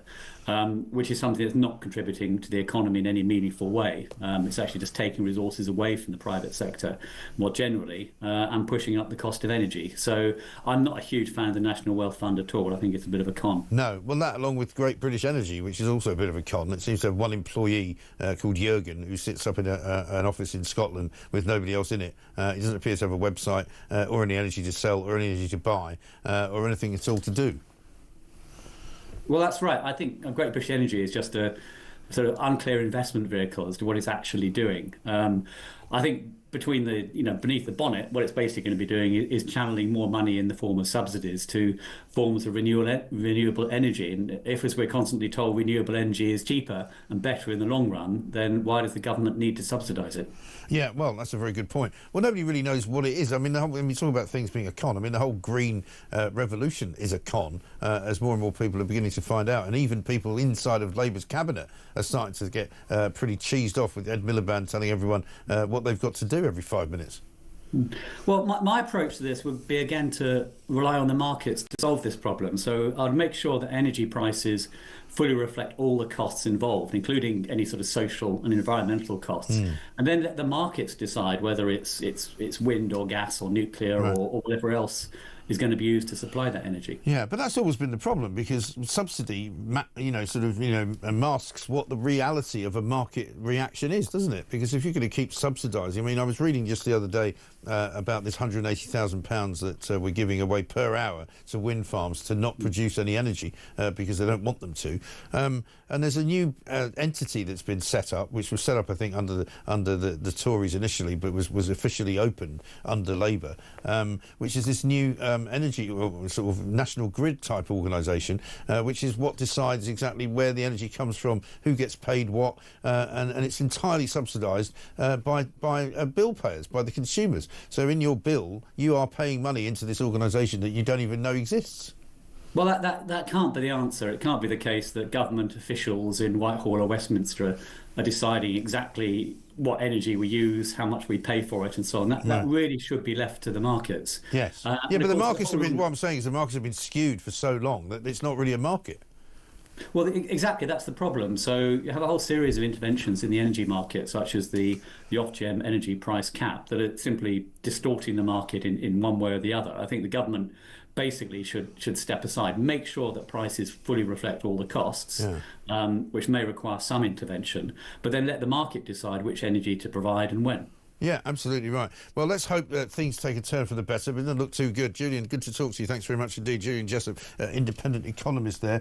One from Roy in Gloucester here. He says, I recently stayed at a friend's pub for a few days. He told me the only way you can keep going when the new national insurance and minimum wage rules come in is to put 20p on a pint. That's really going to help inflation. And Kev in Spain says, we should put the Birmingham rats up in a hotel, feed them, clothe them, provide benefits and focus on smashing the rat gangs. And one from Stork, who says, Mike, softer sentences for trans and ethnic minorities. I want to build a DeLorean time machine and go back to the 1980s. I've had enough of this woke world. Yeah, I mean, I know what you mean. Absolutely right. When you go back to those days, when you think about what it was like, it was so completely different. I don't know when it started changing. I can only go back to the days of Tony Blair and think, you know what? It must have been then. It must have been around about the turn of the century when Blair got in 97 and he started to work his magic, or whatever you wish to call it, through the course of the first decade of this century, so from 2000 to 2010. I think that's when it all started. Craig in West Bromwich says, Mike, Birmingham has slowly been turned into a third world. When I drive through for my job, the rubbish that is everywhere is absolutely awful. Black bags, overflowing bins, streets full of dumped trash, no pride in areas such as Bordsley Green, Washwood Heath, Sparkbrook, Sparkhill, the list goes on. The people who live there are to blame as much as the local council. It's awful. It just sounds absolutely awful. We'll come back to that. Coming up next, though, we're going to talk about women's rights, because would you believe it? It is actually International Women's Day on Saturday, and Ash Regan, MSP for Edinburgh Eastern, is going to be talking to us from the Alba Party to see what she's got to say about it. This is Talk.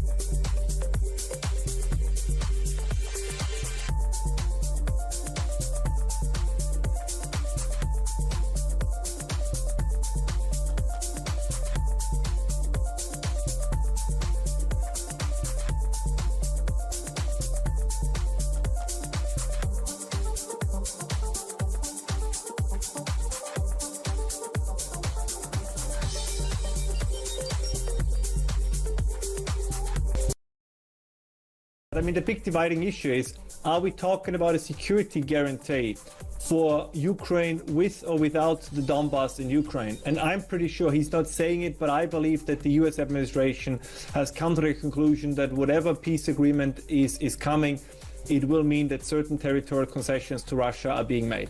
Again, I'm not saying this because I approve of it, but I do not at the moment see any alternative, because the support that Ukraine would need in order to reconquer these areas, neither the Europeans nor the Americans are willing to give that kind of support.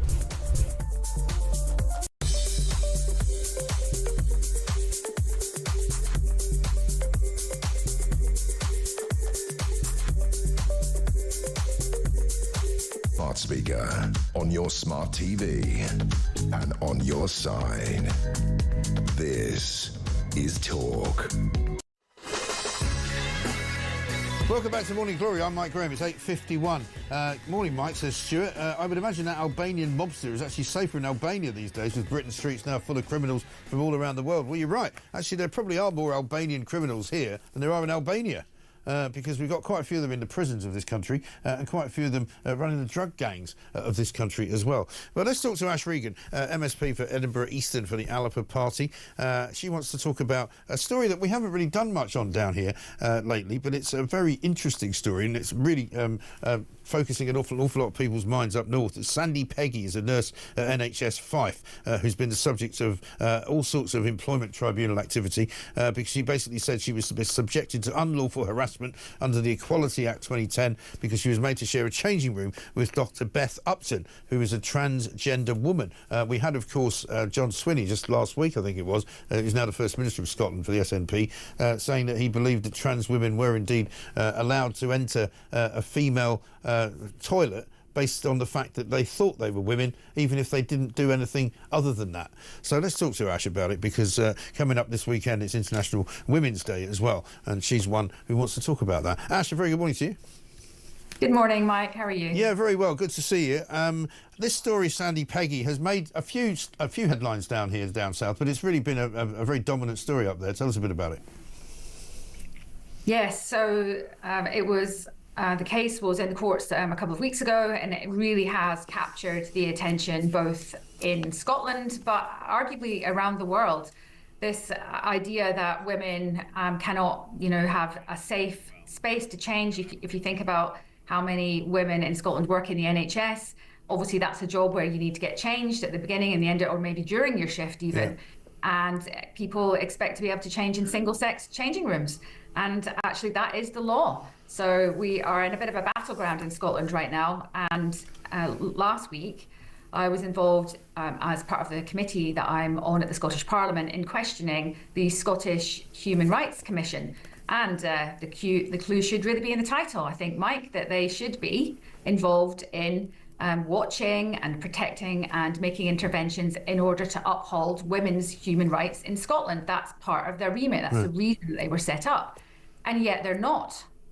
So we're in a position right now in Scotland where there's an all-out assault on Scotland women's human rights, and yet you're asking the bodies that should be protecting it, and that would also include obviously the Scottish Government among other things, and the local authorities, and they're just sort of shrugging their shoulders as if there's nothing they can do, or it's not their responsibility, which is completely wrong. And obviously we saw what this whole controversy did for Nicola Sturgeon. It pretty much finished her career. It made her have to leave the job as First Minister because of the controversy over that prisoner who was a trans woman who was put into a women's prison, and it turned out that she then reversed that idea and put him into a men's prison.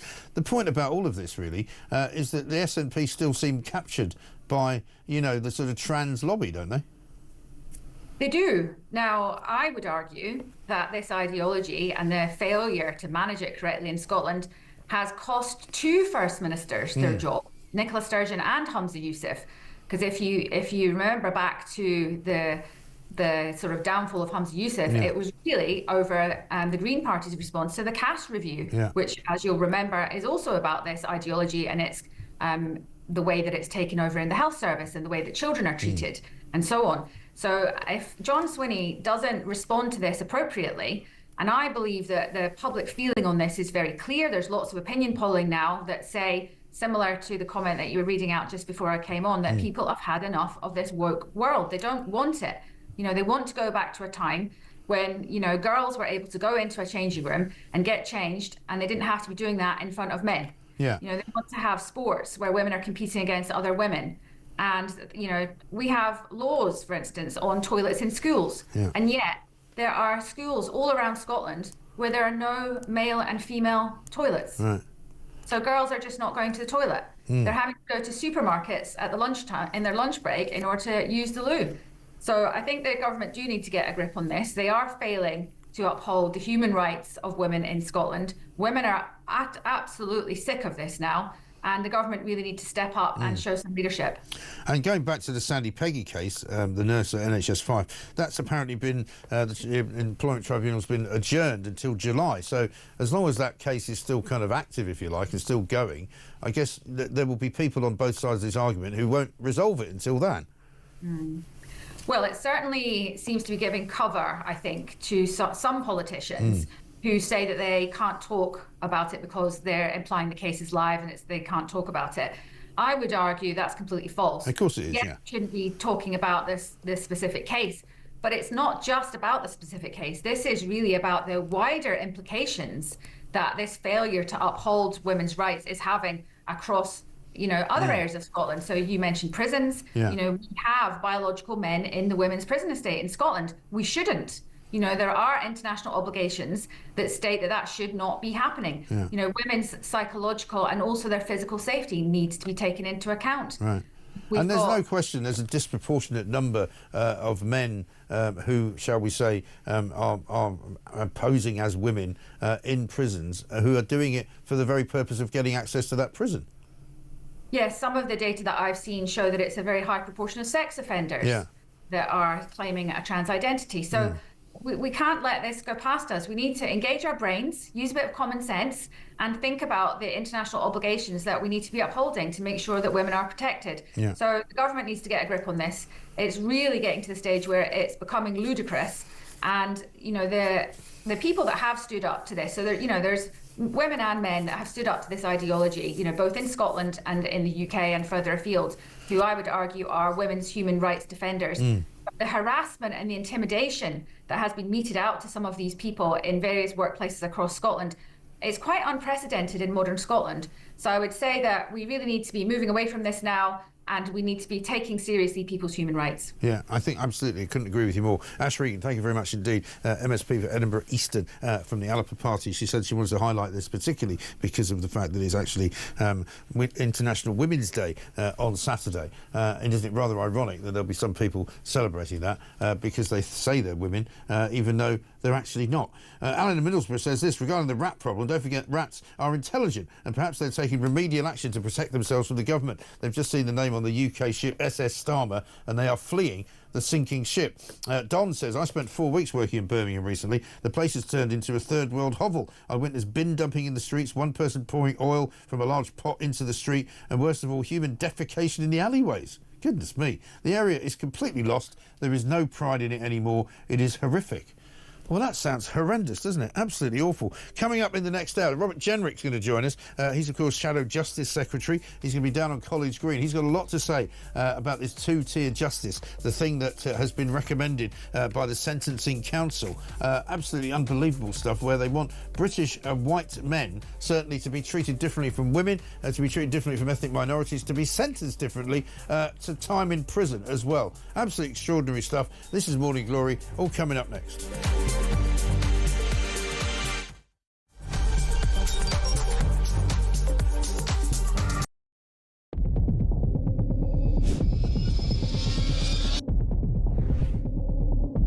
I spoke with His Majesty the King to request the dissolution of Parliament, and we will have a general election on the 4th of July. I have just returned from Buckingham Palace to form the next government of this great nation.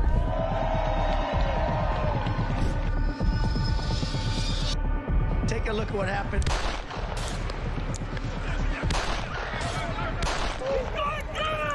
I immediately knew it was very serious, that we were under attack.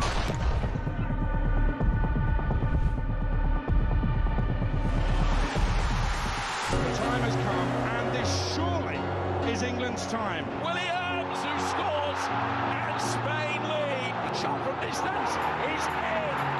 It is Cole Palmer. Low ball in, Oivamo slides it in. An absolute killer of a goal. I agree with the protest, but I don't think the violence was anywhere near necessary. No, I mean, I don't think anyone, Nigel, would ever think that the violence was the answer at all.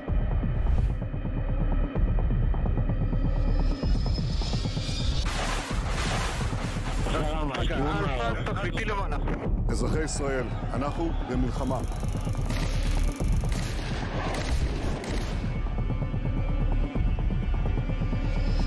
I probably took a bullet to the head because of the things that they say about me. If Donald Trump were president, Putin would be sitting in Kyiv right now. In Springfield, they're eating the dogs, the people that came in, they're eating the cats.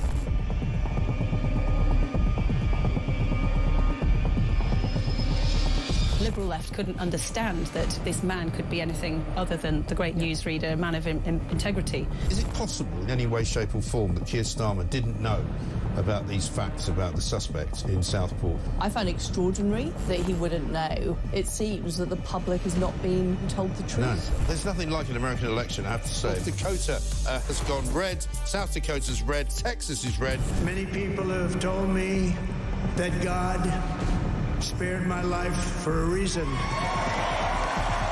Bloomberg UK reporting Ukraine has made the first long-range missile strike inside of Russia. Across the UK, on DAB+, on your smart speaker, on your smart TV, and on your side. This is Talk.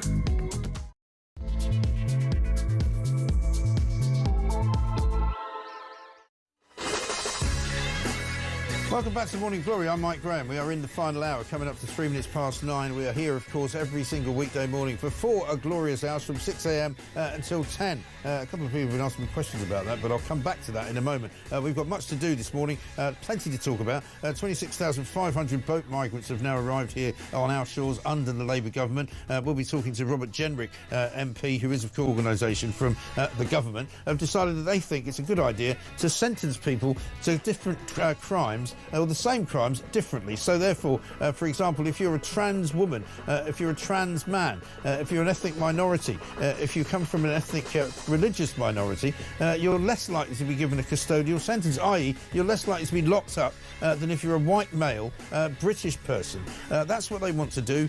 They've been doing it probably privately and quietly for some time. They now actually want to put it into some kind of guideline.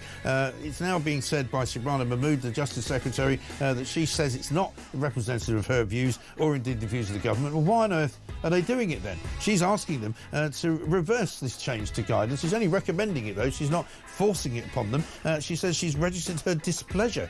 She says she doesn't think there should be any differential treatment before the law for anyone of any kind. Well, of course there shouldn't be. But the point is, this is what the law in this country has now become. It has become a two-tier system. We know that. Minimum a two-tier system. Let's hear what people have been saying this morning about that and other stories. I can't believe what I'm hearing about these coaches trying to get people back into work. You're either a male or a female, a man or a woman. It is ridiculous. My pint of beer's gone up 15 pence yesterday. 15 pence. I suppose you're finding it very easy at the moment with these morons running the country. Hi Mike, Richard from Telford. Mike, can you do your rat impression? Yeah, we did some rats earlier because there's a terrible rat problem in Birmingham. Rats the size of cats, we're being told. We're getting lots of people sending us information about rats that they've seen. Huge things, absolutely unbelievable things. Also, we've been talking as well about Bank of England boss Andrew Bailey, who's warning Rachel Reeves, the Chancellor, that the national insurance hike that she's about to put on businesses on the 1st of April is going to cause rampant inflation. We've got Prince William telling the NHS staff that they should be entitled to take a mandatory break from their work, not just during the day, but like a sort of sabbatical for a long time in order to protect their mental health. I don't think that's a very good idea. I really don't think that he should put his nose into anything like that sort of thing. Also, Starmer's secrecy over the Southport trial actually put the trial at risk. That's according to a terror watchdog. He's saying that this morning. More woes for Meghan Markle, of course. We'll play another clip for the Netflix show, which everybody loves to hate. And spring is definitely in the air, ladies and gentlemen. The sun is shining. It's going to be 15 or so degrees today. People are going to be out and about in their shorts and T-shirts, sitting outside, putting the sunglasses on. And also, The Sun have got an exclusive. There's a mafia cop killer from Albania who's free to roam Britain because he can't be sent back. Why? You guessed it, the ECHR, which apparently Rishi Sunak says we should get out of. Well, why didn't he say that when he was Prime Minister? Goodness gracious me. One here from David. He says, Mike, I see you have two-tier talkTV. Your slot is 4 hours, while your colleague's slot are all up 3 hours. You must have some sort of case for unfair practice in the workplace. Have a great day. I love your 4 hours. I wish it was longer. Don't worry about it. I get paid by the hour. So actually I get more money than they do. So it works out well for me. Thank you very much. Let's talk to Robert Jenrick, MP, Shadow Justice Secretary. He's not very happy this morning. And no wonder, because this bleeding government, Robert, I have to say, is even worse than we ever thought it would be. I haven't really seen you for a while, but welcome back to the show. Two-tier justice. What's going on with this two-tier justice nonsense? Well, look, the sentencing guidelines that we uncovered yesterday are a complete disgrace. They show that if you're a woman, if you're neurodiverse, if you're trans, if you're an ethnic minority, if you're from a minority faith group, presumably anyone who isn't Christian, then you are going to get a different treatment under the law. You are less likely to get a custodial sentence. Frankly, this is blatant bias against Christians and straight white men. And many, many people will be rightly furious at this. Your viewers and listeners were sneered at when they said that there was two-tier justice in this country. Angela Rayner, the Deputy Prime Minister, said that we were conspiracy theorists for saying so. Well, here it is, in black and white, the law of the land, the Sentencing Council issuing guidance to every magistrate in this country, telling them to treat people differently on the colour of their skin or the faith that they abide by. It's wrong and it needs to be stopped. It seems incredible that it's even legal, doesn't it? I mean, Shabana Mahmood yesterday put out a statement saying that the Sentencing Council is entirely independent, but it strikes me as rather inefficient of her, to say the least, that she doesn't know what they're about to do or what they want to do. Well, quite. These sentencing guidelines were signed off in a meeting with all the bigwigs from the legal system, including her own representative, one of the most senior civil servants at the Ministry of Justice. So either she knew about this, and it is her policy, but now she's having to change tack because people are so furious with it, or she was totally asleep at the wheel, had no idea what was going on in her own department. Either way, it's a terrible reflection. Look, I think there is creeping two-tier justice in this country. It's two-tier justice under two-tier care, just as you and many others have argued for a long time. We have to stop this now. The Sentencing Council have to scrap these guidelines. If they won't, we should be changing the law and ending their independence so that we don't have this situation going on forever. And if you hadn't uncovered this, Robert, and I don't know how you did uncover it, but if you hadn't uncovered it, do you think they would have just tried to sneak it in under the radar? Yeah, well, I was emailed by a magistrate who, like many, many others across the country, received an email from the Ministry of Justice, Shabana Mahmood's own department, telling them that this was now the rules that they should be abiding by from the end of the month. So how she didn't know about this, God only knows, but that was the case. We got it into Parliament. Now we've got it, thanks to you and many others, into the living rooms and in the newspapers across the country. We've got to stop this. I don't want to live in a country where you are treated differently depending on whether you're a straight white man or a Hindu woman. This is totally wrong, and it has to end. Yes, and I'm not entirely sure that Shabana Mahmood has got a heart and soul behind changing direction on this, because she says in her statement she's registered her displeasure with them and she's recommended reversing this change to the guidelines. That doesn't sound like a minister or a Minister of State telling somebody what to do, does it? No. Well, look, when I raised it with her in the House of Commons yesterday morning, she didn't seem to know anything about it. She turned to her ministers, blank faces followed. They didn't have a clue, frankly, and now she's sent a letter to the Sentencing Council. I'm sure they're quaking in their boots. It's not good enough. She should be saying to them, change this now, or we will change the law and force you to do so. Yes. That's what I would do if I was Justice Secretary. Yeah. Another interesting story this morning, again something that you've spoken about many times, Starmer's secrecy over the Southport killers trial. has been addressed once again, and this time by the terror watchdog, a guy by the name of what's his name, Jonathan Heale, KC, a King's Counsel. You know, we've heard from Keir Starmer, who likes to hide behind the law all the time, who basically said, look, I couldn't give out information about this case because it would have prejudiced the trial and nobody wants the trial to collapse. Well, now Jonathan Hall's saying, actually, by not giving out some information, the risk was even greater that the trial could have collapsed. Absolutely. The decision of Keir Starmer not to put that information into the public domain created its own problems, because we live in an age now where people consume their news online. You know, rumours, misinformation can spread like wildfire. If you don't put sensible facts into the public domain, then that in and of itself can prejudice a trial. And that basically is what happened here, isn't it? Because everyone started to speculate about what might have happened because Keir Starmer was trying to prevent important information going into the public domain. And Jonathan Hall, Casey, cannot be dismissed. He's the independent reviewer of terrorist legislation. And he is basically making the argument that I made at the time, I know you did, Mike, and other people in pods, and Keir Starmer sneered and deprecated those of us who made that argument. And that is all reinforcing this growing view in the country that there's two-tier justice under Keir Starmer and this Labour government, and that's what we've got to fight against. Yeah, and let's talk a little bit about the immigration question once again. This was a subject very close to your heart for your entire career, really. I mean, you're immigration minister, of course, in the last government. Mafia cop killer free to roam the UK is on the front page of The Sun this morning. This is the latest sort of, I call them the now migrant story of the day. Latest person who should be kicked out of this country isn't for some reason because of the ECHR.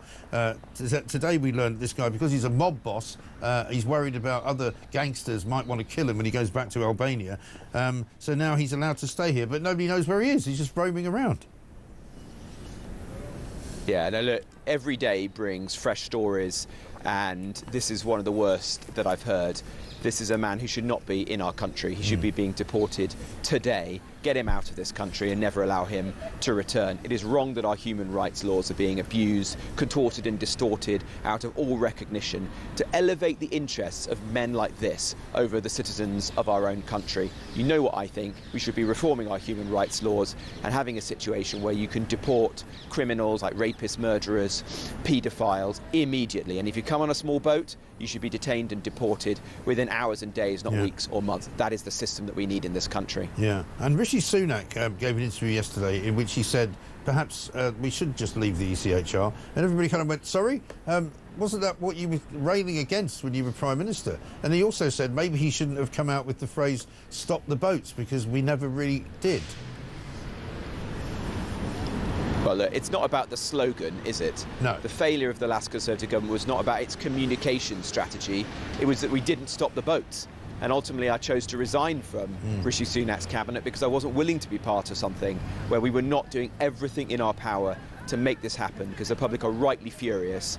Now they see a Labour government with no plan whatsoever. The numbers coming across the small boats have risen by almost 30% so far, and Smash the Gangs has turned out to be a completely fatuous slogan itself. We've got to take action, and that means changing our human rights laws, deporting people as soon as they arrive, having the deterrent that we need as a country. That is the only way to tackle this.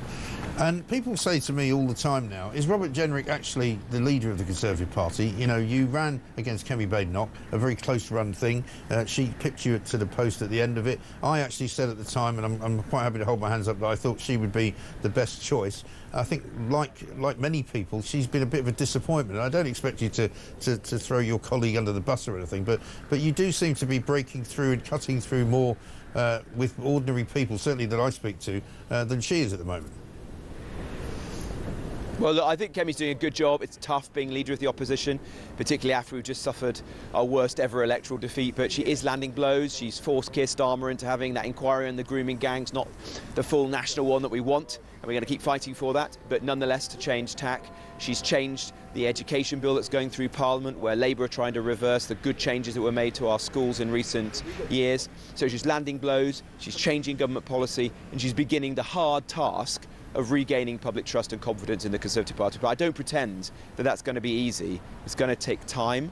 We have to show humility about the mistakes we made, including on immigration. And we've got to take the fight to this Labour government, show that we're hungry and determined and worthy of their trust in the future. And so are you kind of working in tandem with her when you launch these kinds of, you know, campaigns like you are today, or like you did yesterday when you're talking about these very important issues around two-tier justice and all of that? Is that all with her blessing?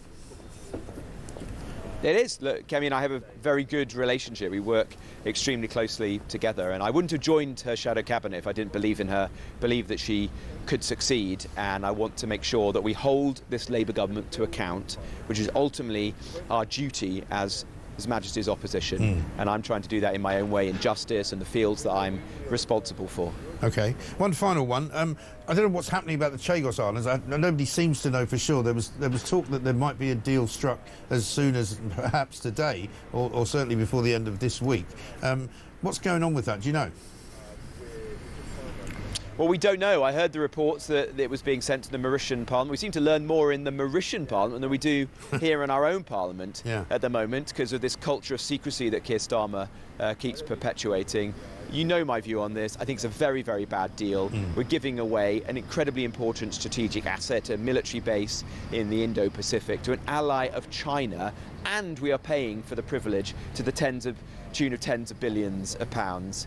Look, you know, Donald Trump says that he might go along with it. That's disappointing, but it's not about what the President of the United States thinks. This is about our own national interest, and is not in the interest of the United Kingdom to give away our own sovereign territory to an ally of China when there is no legal reason for doing this whatsoever. This was a non-binding advisory opinion by a court, and a court whose judges include people who've been appointed by Vladimir Putin and President Xi in China. Put the interests of the British people first. The public are furious that time and again, whether it's on illegal migration, the Chagos Islands, the interests of other people from other countries keep being elevated by this government over the interests of our own country. Yeah, it is absolutely and utterly ridiculous. We're trying to find out as well, so if we find anything out, we'll let you know. Robert Jenrick, thank you very much indeed. Shadow Justice Secretary there, with a lot to say about the two-tier justice system in this country, about Chagos as well, and of course about the secrecy, culture of secrecy around this government and Keir Starmer. Two-tier Keir. I've got this from Rob, who says, I work as a gardener. Last week I found a dead rat. It was nearly 13 inches long, nose to end of tail. What's that about that, isn't it? That's a big rat. That is a big rat, almost as big as a cat. John says, fly tipping is on the increase around here. The local recycling centre is very good, recently expanded, but now appointments only. Still no excuse to just dump it. Lovely around here in general, but things like this and scrambler bikes are becoming more common. Well, it's all about quality of life, isn't it? And Gooddeep says, bring your cameras to Tyseley, Hall Green, Sparkbrook, Sparkhill, Small Heath, etc. Those are all areas of Birmingham. It is terrible. Absolutely right. We've got lots more to do. Coming up, we're going to speak to Professor Anthony Glees, Director of the Centre for Security and Intelligence Studies, about what's going on with the latest deal over Ukraine. Let's get a voice note from Susan. Hi, Mike. Great show. It's Susan in Lincolnshire. I'm just really angry about the sentencing guidelines, apart from the obvious that everyone's mentioned. The idea that transgender, in inverted commas, is some sort of protected person is ridiculous. There are no trans women and there are no trans men. It's all in your head. You're either a male or a female, a man or a woman. It is ridiculous.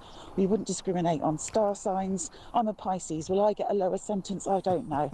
It is insane. Every day, more insanity. I know. It is bad, isn't it? You're right. They might as well say, oh, yeah, if you're a Taurus, you might get a bit of a longer sentence than if you're Leo. For obvious reasons. I don't get it. By the way, if any of you are in London at the moment, there's a breaking news story right now. London Fire Brigade reports 6 fire engines, around 40 firefighters are at the scene of a large fire near Tottenham Street in Fitzrovia. That's sort of in the centre of London, not a million miles away from Tottenham Court Road and that sort of neck of the woods. It says, please avoid the area, keep windows and doors closed due to the smoke. Because apparently it's quite bad. We'll keep you updated on that with news as we get it. Morning, Mike, says Dean from Dagenham. With white British being the minority in London now, will the sentencing reflect that fact? If you're white British, you get sentenced in London. Just a thought. It's a good thought. I've often thought of using that before this, actually, given that white British is supposedly a minority now. 38%, I believe, is the number in London. So, yeah, I think you should, if you ever are unfortunate enough to be arrested, charged, convicted and due a custodial sentence, You can always try and play that card. You never know. 0344 499 1000. It's 20 past 9. This is Talk.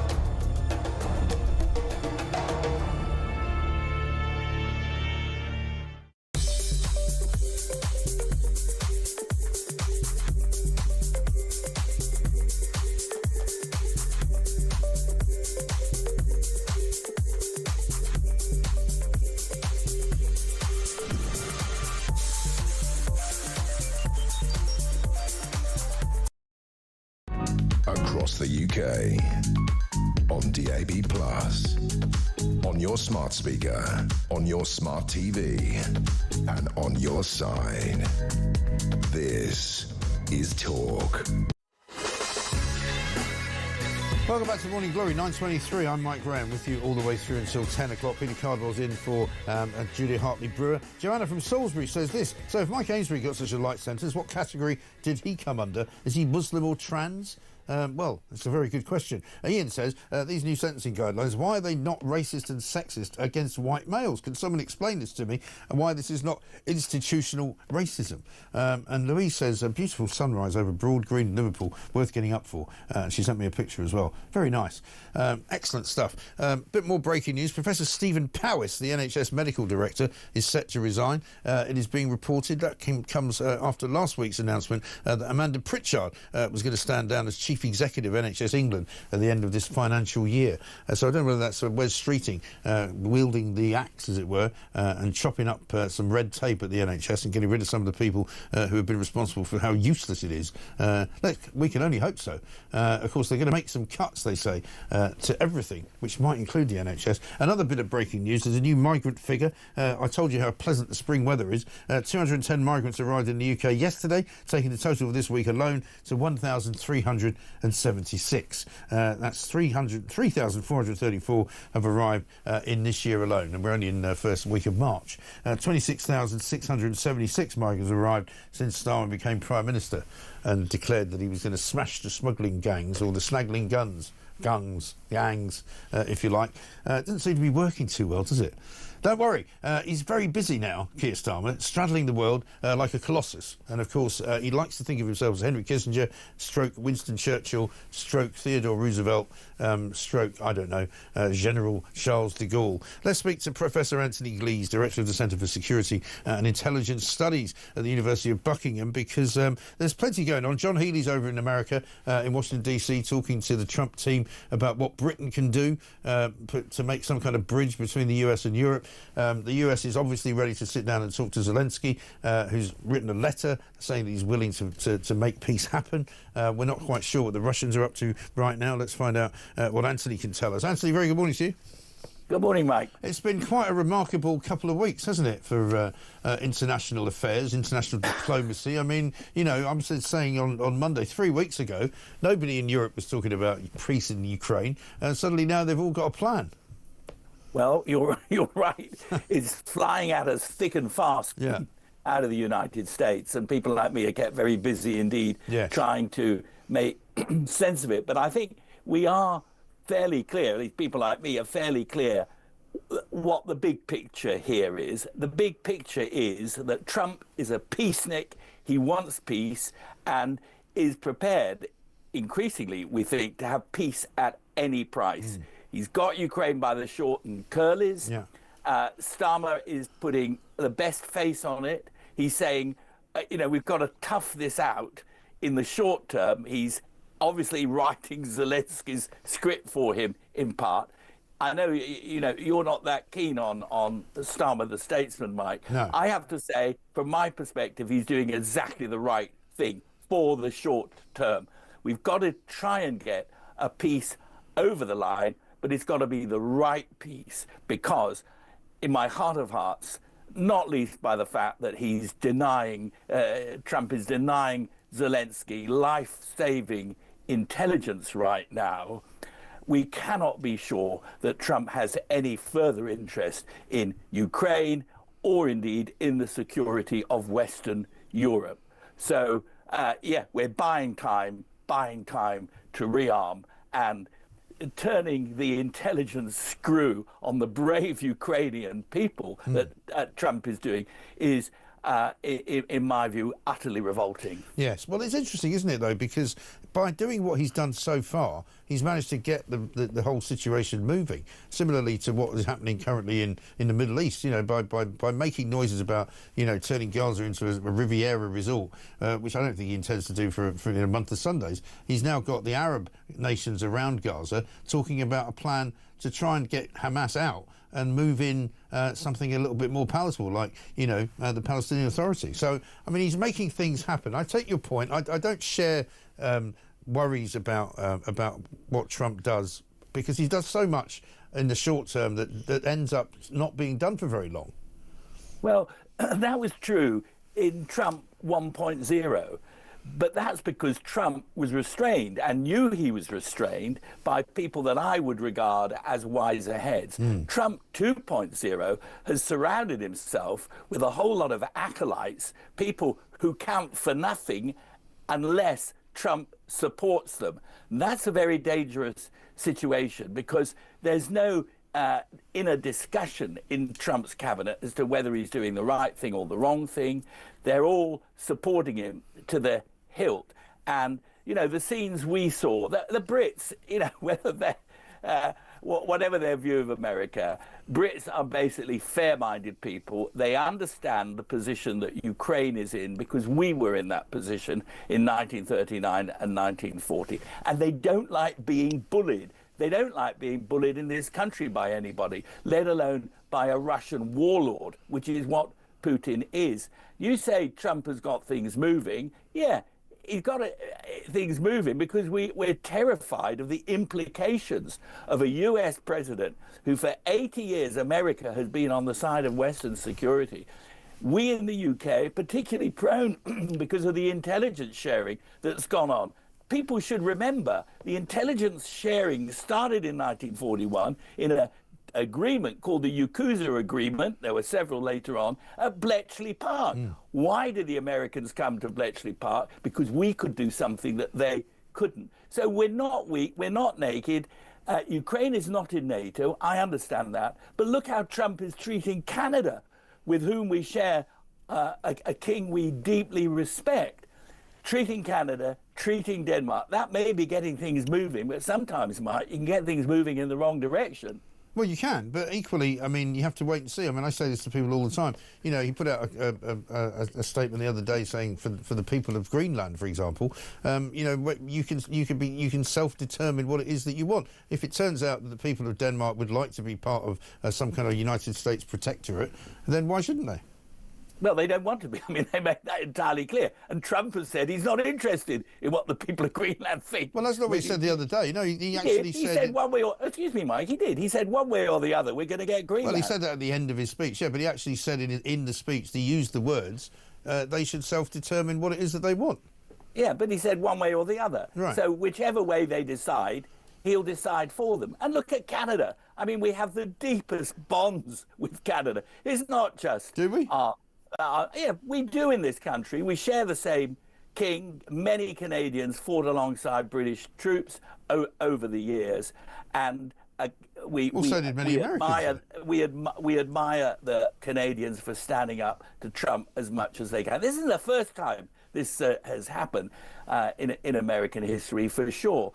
But I would be very cautious, Mike, in not seeing particularly the latest, you know, stopping military aid to Ukraine, now stopping intelligence aid, that is leading to brave Ukrainians being killed. And this sticks in the throat of British people. All the opinion polls suggest I'm right on this, Mike, and you're not right. Well, I wouldn't ever listen to anyone who was going to tell me opinion polls tell me I'm wrong, because opinion polls told me that Brexit wasn't going to happen. Opinion polls told me Donald Trump wasn't going to be elected in 2016. So you know, you've got to be a bit careful with that. I don't think it's quite that simple. But I think we are now approaching a real turning point. America is no longer interested really in European security. And we in Europe have the choice. Are we going to rearm, as people like me have been saying for a long time we should, against... Yes. And I think that is the point. And I think that's the point. And I think the point that Trump has made has been well made, and now suddenly Europe is rearming. But they weren't going to do it until he said it. So what does that tell you about the leaders in Europe? It doesn't tell you very much that's good, does it? No. Well, I mean, as I said before, it's a fair point. We should have done this before. Too many prime ministers believed that once the Berlin Wall had come down, there was no longer a threat from Russia. Right. As you know, I've said the Cold War has never been over, and it has particularly not been over the past 20 or so years with Putin in power. He's a KGB chap. Yeah. He hasn't forgotten the dreams. But people like you have been saying this for years, Anthony. Why weren't they listening to you? I mean, Chris Parry told me when he was in the Ministry of Defence in 2008 that he was in charge of forward planning, or, you know, predicting what was going to come next. And he told them in 2008, the two big problems you're going to have are Russia, you know, sort of rearming itself and getting back to what it might have thought was its former Soviet glory, and the mass immigration problem you're going to face. And he was told basically to sit down and shut up by the then Defence Secretary. Well, I mean, Prince Harry was right, and you're also right on the immigration issue. And governments you've let me say it on your programme before. Yeah. People crossing the channel should not be met by lifeboats. They should be met by warships and taken back to France. End of story. Yeah. It really is that. And I've become harder on that, because no government, whether it's Rishi Sunak's, you know, Liz Truss's, Boris Johnson's, none of them have done it. They can't tackle it because they're unwilling to show some muscle. Well, keeping our borders secure, whether it's against people who have no right to come here or against the Russian warlord, that's what it's all about. Well, and if you say Trump's given us a kick up the backside, that's a good thing. But I'm not a kind of sadist. I would prefer not to be kicked up the backside. And yes, people should listen to those of us who have been saying this, and try to. On the other hand, nobody has ever voted well on the national level. I've been a local councillor once. But nobody elects a pointy-headed professor. We're seen as living in ivory towers, surrounded by. Yeah, but you're one of the sensible ones, though, Anthony. I mean, you, honestly, genuinely, that's why we like getting you on, because you are one of the sensible ones. So again, and I take your points about Trump, and I'm quite happy to disagree with you on them. And you know, obviously, I don't wish to see Europe suffering. And I think I read a piece by William Hague, which I talked about this week earlier, which I think is interesting. And he says that this is all about money for Trump. It's not about, you know, splitting up from Europe. It's not about breaking up NATO. For him, it is all one thing. It's like, you know, they're wasting money in the departments of state all over the place in America. That's why he's got Elon Musk doing what he's doing. And he simply doesn't want to put any more money into Ukraine. And that's what's driving it, rather than any kind of philosophy otherwise, I think. Well, I think if he can get money out of Ukraine, I think he might kind of be interested in that. Yeah. But that could be a bit of a fig leaf. But look, Mike, he's causing chaos, you know, with an anti-vaxxer as in charge of America's health. We've seen the measles outbreak in Texas. What we are really concerned about, I think, is that, you know, Trump is Trump. He is a genius on the television. Right. He's very charismatic. He's got a very clear view. He's an old man, and I can tell you, old men are often in a hurry. He wants to get things done. He's a peacenik. He does not want war. Yeah, which is a good thing. However, which is a good thing. And by the way, Robert Kennedy would take... That's a CND argument. Robert Kennedy would disagree with you. He's an anti-vaxxer, by the way. I just have to make that point. But, well, yeah, he's hardly a CNDer, though, is he? I mean, he's all about strength through... No, excuse me. He's not all about strength. He's trying to cut the military budget in America. He sacked the top generals. He's not about strength. He's about money. He's about gold. Literally. But money is strength in America. Himself gold. But money is strength in America, and without money, you can't do anything. Look at the state of Europe. Europe's in a mess because they borrowed so much. I mean, Germany now are changing the laws so they can borrow even more money to get more defensive and military equipment, a build-up that they should have been doing before, and now they're going to bankrupt the country doing it. Well, I don't think they're going to bankrupt. Please don't let's forget. Just as I said, you know, the Americans came to Britain in 1941 because of our superior intelligence skills. We're the country that invented the computer, not America. We have fantastic universities, our sciences. And they're all run by Chinese now, though. Well, you know, that's a problem too. We need to be careful who we've got in this country. Exactly. I don't disagree with you on this point. You know, we're not in the 1940s. It's a very different world now, and I'm afraid, you know, things have to be done differently. You know, and we're not in the 1940s because Germany is on our side. That's a crucial difference, and we're on Germany's side. We are very powerful in Europe. We're powerful in terms of population. We're powerful in terms of the economy. And yes, a third time, Trump's given us a great big kick up the backside. And you're right too, Mike, that may not be a bad thing. But we should not write Europe off. And would I want to be an American right now? No, sirree. Really? Well, I mean, we'll see about that. Well, next time I go, I'll take you with me. I'll show you some of the good things about it. Professor Anthony Glees, thank you very much indeed. Let's get a voice note from Steve on welfare cuts. Morning, Mike. This is Stephen Hartz. The elephant in the room when it comes to the economy is that there are too many people taking and not enough people giving. Less and less and less people are paying in to the system, and more people are taking out. There's only a certain amount of money to go around, and the more people that you add to the list of those taking, the less there is for everybody.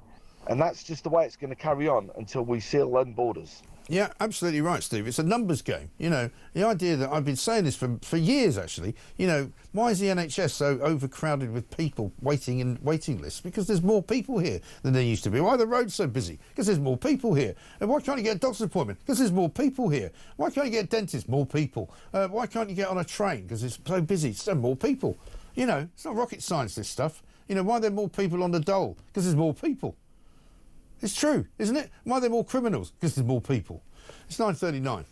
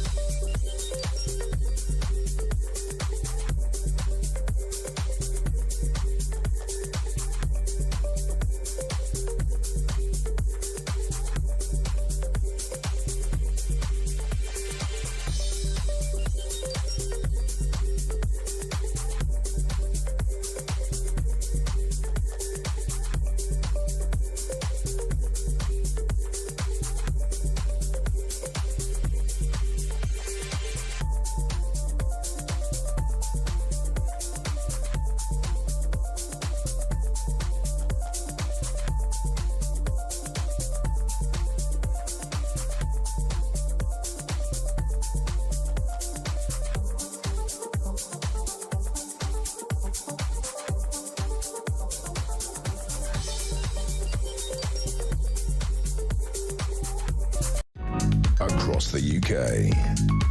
On DAB+, on your smart speaker, on your smart TV, and on your side. This is Talk. Coming up at 4 o'clock this afternoon, of course, Harry Cole from The Sun is taking Drive for the first time. Drive from 4 until 7. He's got Nigel Farage on, and he will be taking your questions as well. So make sure you book one in. If you want to do that, you can call in 0344 499 1000. Let's get a voice note from Tony on two-tier justice. Hi, Matt. Great show as usual. Tony from Bradford here. My blood is boiling. This government are the lowest of the lowest what they're doing now. You imagine if this were the other way around. If you're a Christian, white, you're going to get longer sentences in prison. But if you're an ethnic minority or an illegal immigrant, don't worry, we've got your back. How disgusting is this? We know that with the come to this country, we give them hotels, we give them money, we give them iPhones. Look what this government's done. Yeah, for the hotel industry, yeah? Let's help the airline industry. Let's fly all these illegal immigrants back to where they come from. This country is driving me crazy. Yeah, I don't blame you, Tony. A lot of people have been driven crazy by this as well. Absolutely incredible stuff. And what about this? Wait till you hear this one. Stephen Barrett's here, our favourite barrister. Can I say that? Well, he is, really. Stephen, very good morning to you. Let's talk about Starmer's secrecy. It was actually Robert Jenrick was on earlier. He just actually said that Starmer's government has a kind of a cult of secrecy about it. They don't like to share information with people. The terror watchdog now has come out, Jonathan Hall KC, and said basically the complete reverse of what Starmer said during Southport and the riots. He said that actually by concealing information from the public, which Starmer said he had to do in order to stop the trial from being ruined, that was actually more dangerous and could have wrecked the trial even more by not saying it. Yes, and I mean, I was pilloried at the time for pointing out that the government was obsessed with controlling the narrative. Yes. We have never had such a controlling government before because we've always been a free democracy, and it's almost as though Keir Starmer is under the delusion that he is a dictator.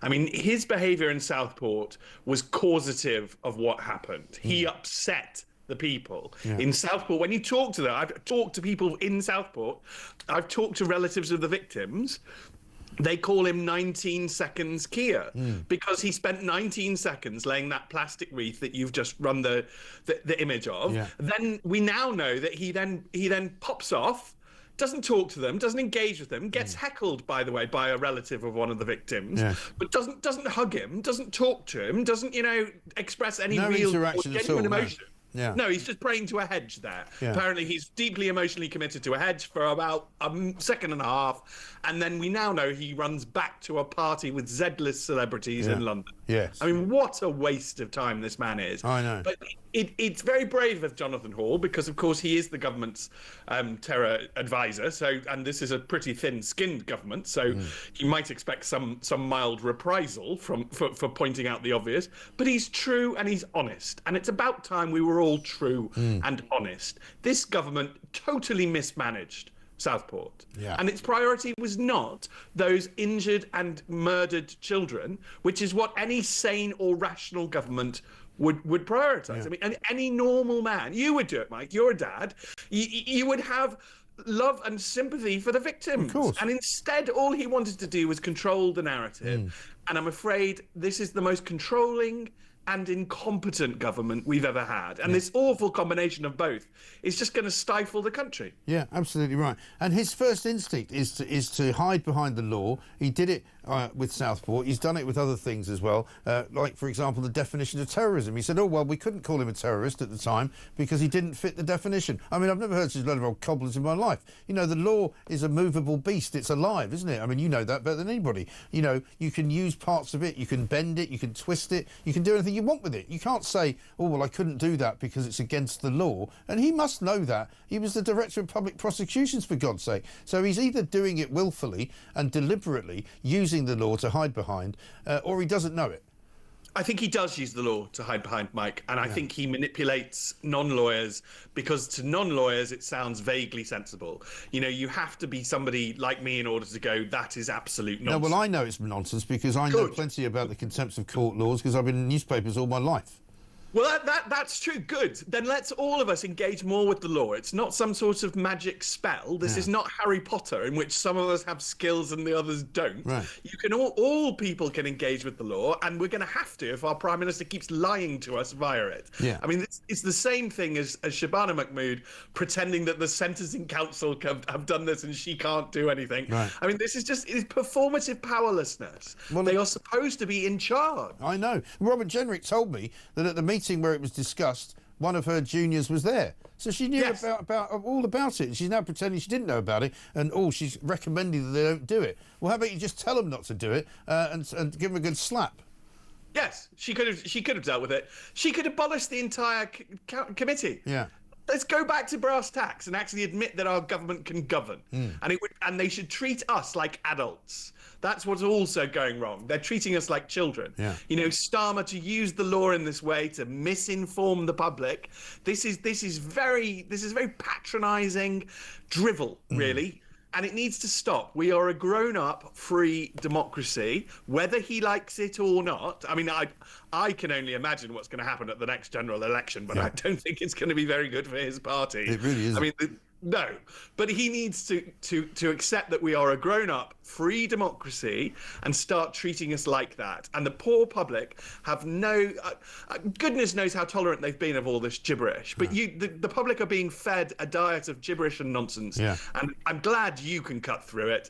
I hope they learn to too, because almost every time anything happens, you automatically get fed some total tosh as an excuse. Absolutely, and I cut through it every day for 4 hours. It's very enjoyable, and so one of these days we're gonna get more targets on the grid. But listen, great to talk to you, Stephen. We haven't got a lot of time this morning, but you very well said, Stephen Barrester there, saying yes. We must challenge the government. You know, they're not our parents. They're not in charge of us. We pay them to do a job, and that's what we should always remember. Let's get a voice note from Matt.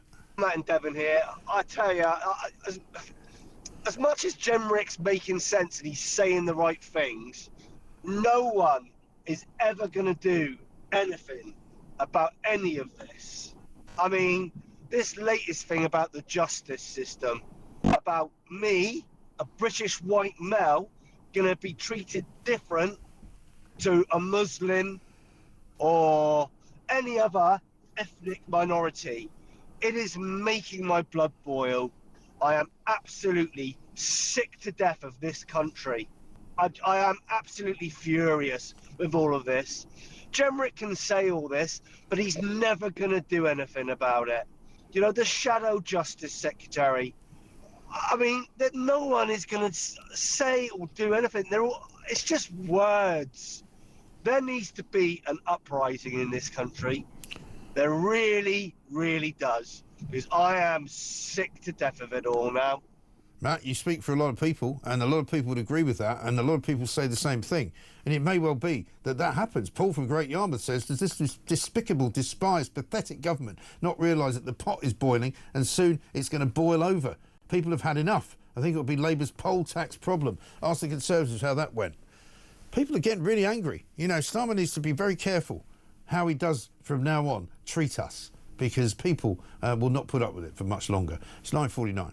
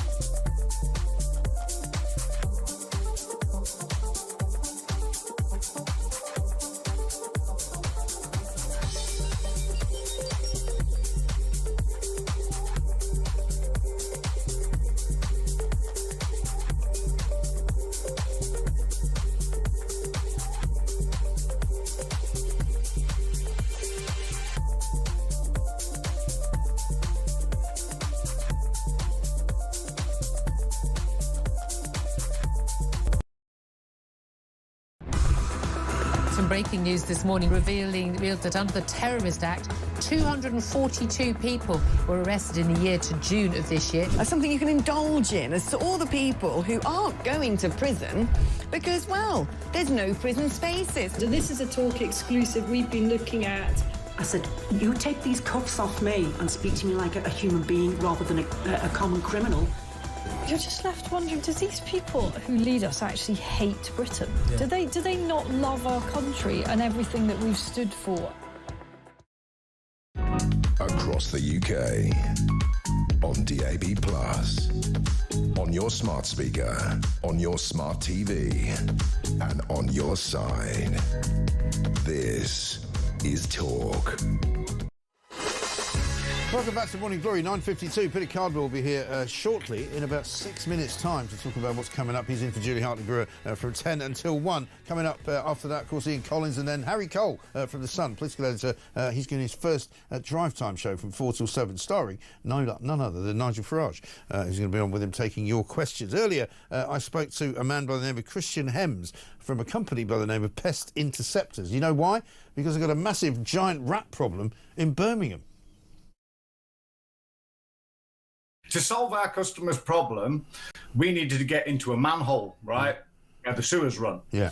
And I went round to the neighbours and I climbed on the rubbish in the back garden, and I was at the same level as the 6-foot fence. Oh, my God. Well, they just chuck their rubbish in the back garden? It's classed as normality now, you know? And it's like certain parts of Birmingham, it's just incredible, mate. Incredible. Wow. I mean, what do they think's going to happen if they chuck rubbish in the garden? I mean, you're going to get rats. It's not rocket science, is it? Well, the horrific thing about this particular garden was when I looked down, it wasn't just building waste and God knows what else in there. It was actually nappies, babies' nappies, you know, that are just being thrown out the window. It's like, what on earth is going on with society? Right. And who's doing this? I mean, what sort of people are they? Well...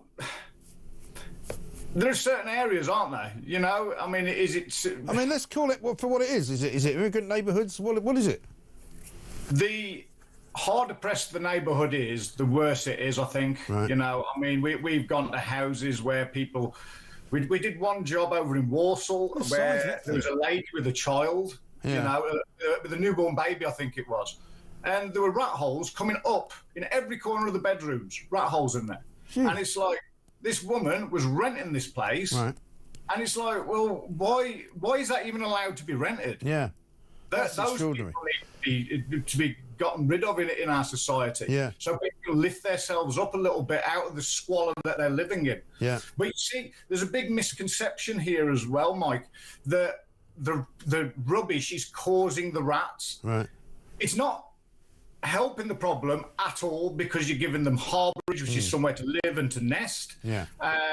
But also, it's a food source. Yeah. But I guarantee the rats have come from a broken sewer pipe somewhere, or drainage pipe, because that's what we do. We travel all over the country going to people who've had rats for 5, 10, 50 years in one place. Yeah. Right, up in Liverpool. And it was nothing to do with the squalor, but the rats that you're seeing on the streets of Birmingham, Wolverhampton, Dudley, wherever, London, I guarantee if someone put some effort in and traced where they were coming from and to, they'll be going to the rubbish for food, but they'll be coming from a sewerage problem. Yeah. And that's where 99% of rats in houses come from as well, by the way. Right. They're not climbing up ivy and getting in like that. Can you get rid of these rats? I mean, if you were employed by Birmingham City Council, could you do it? 100%. 100%. How would you do it? Because I know that they're coming from the sewers. The problem here is the water authorities. Yeah. Every single job, I can't say every single job, but 99 out of 100 But just briefly, Christian, how would you get rid of them? Do you have to kill them? Would you lead them away with a Pied Piper? What do you do?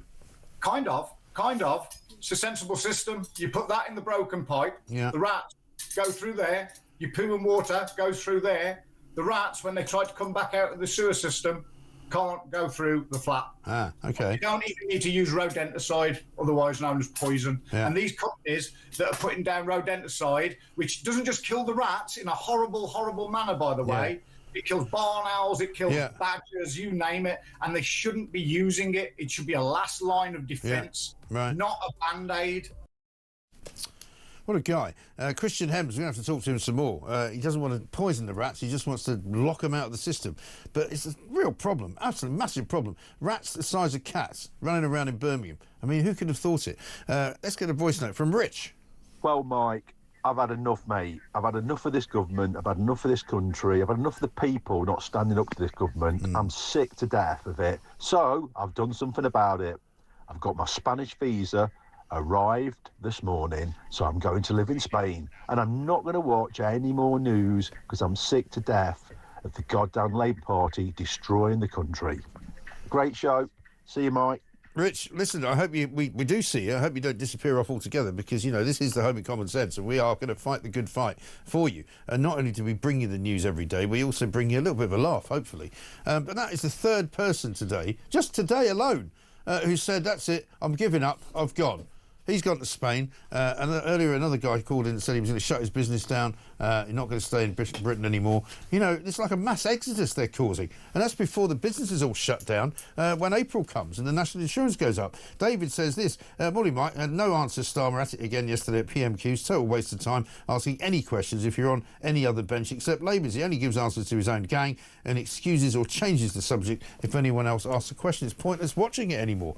Have a great day. Well, thank you very much indeed. Peter Cardwell's here. Very good morning to you. Hello, sir. How are you? Yeah, very well indeed. Very well indeed. I mean, 3 people on the show this morning saying they're leaving the country. Yes, I'm not surprised, and I've had it on my shows as well. Yeah. People saying they've had enough, these new rules, new taxes coming in for small businesses. Loads of people who try to give people a bit of an opportunity actually say we're going to take on like a hairdressing apprentice or an electrician apprentice, but we can't afford to employ them because of the Rachel Reeves rules that have been brought in. But actually this morning I'm praising a member of the Labour cabinet, that's Shabna Mahmood. She should have perhaps known a bit more of what was happening. Well, she did have somebody at the meeting. She stood up. She did, but she stood up for the rule of law. She stood up for equality, and I think that's something we need to praise her for. Well, as long as she goes through and does it and actually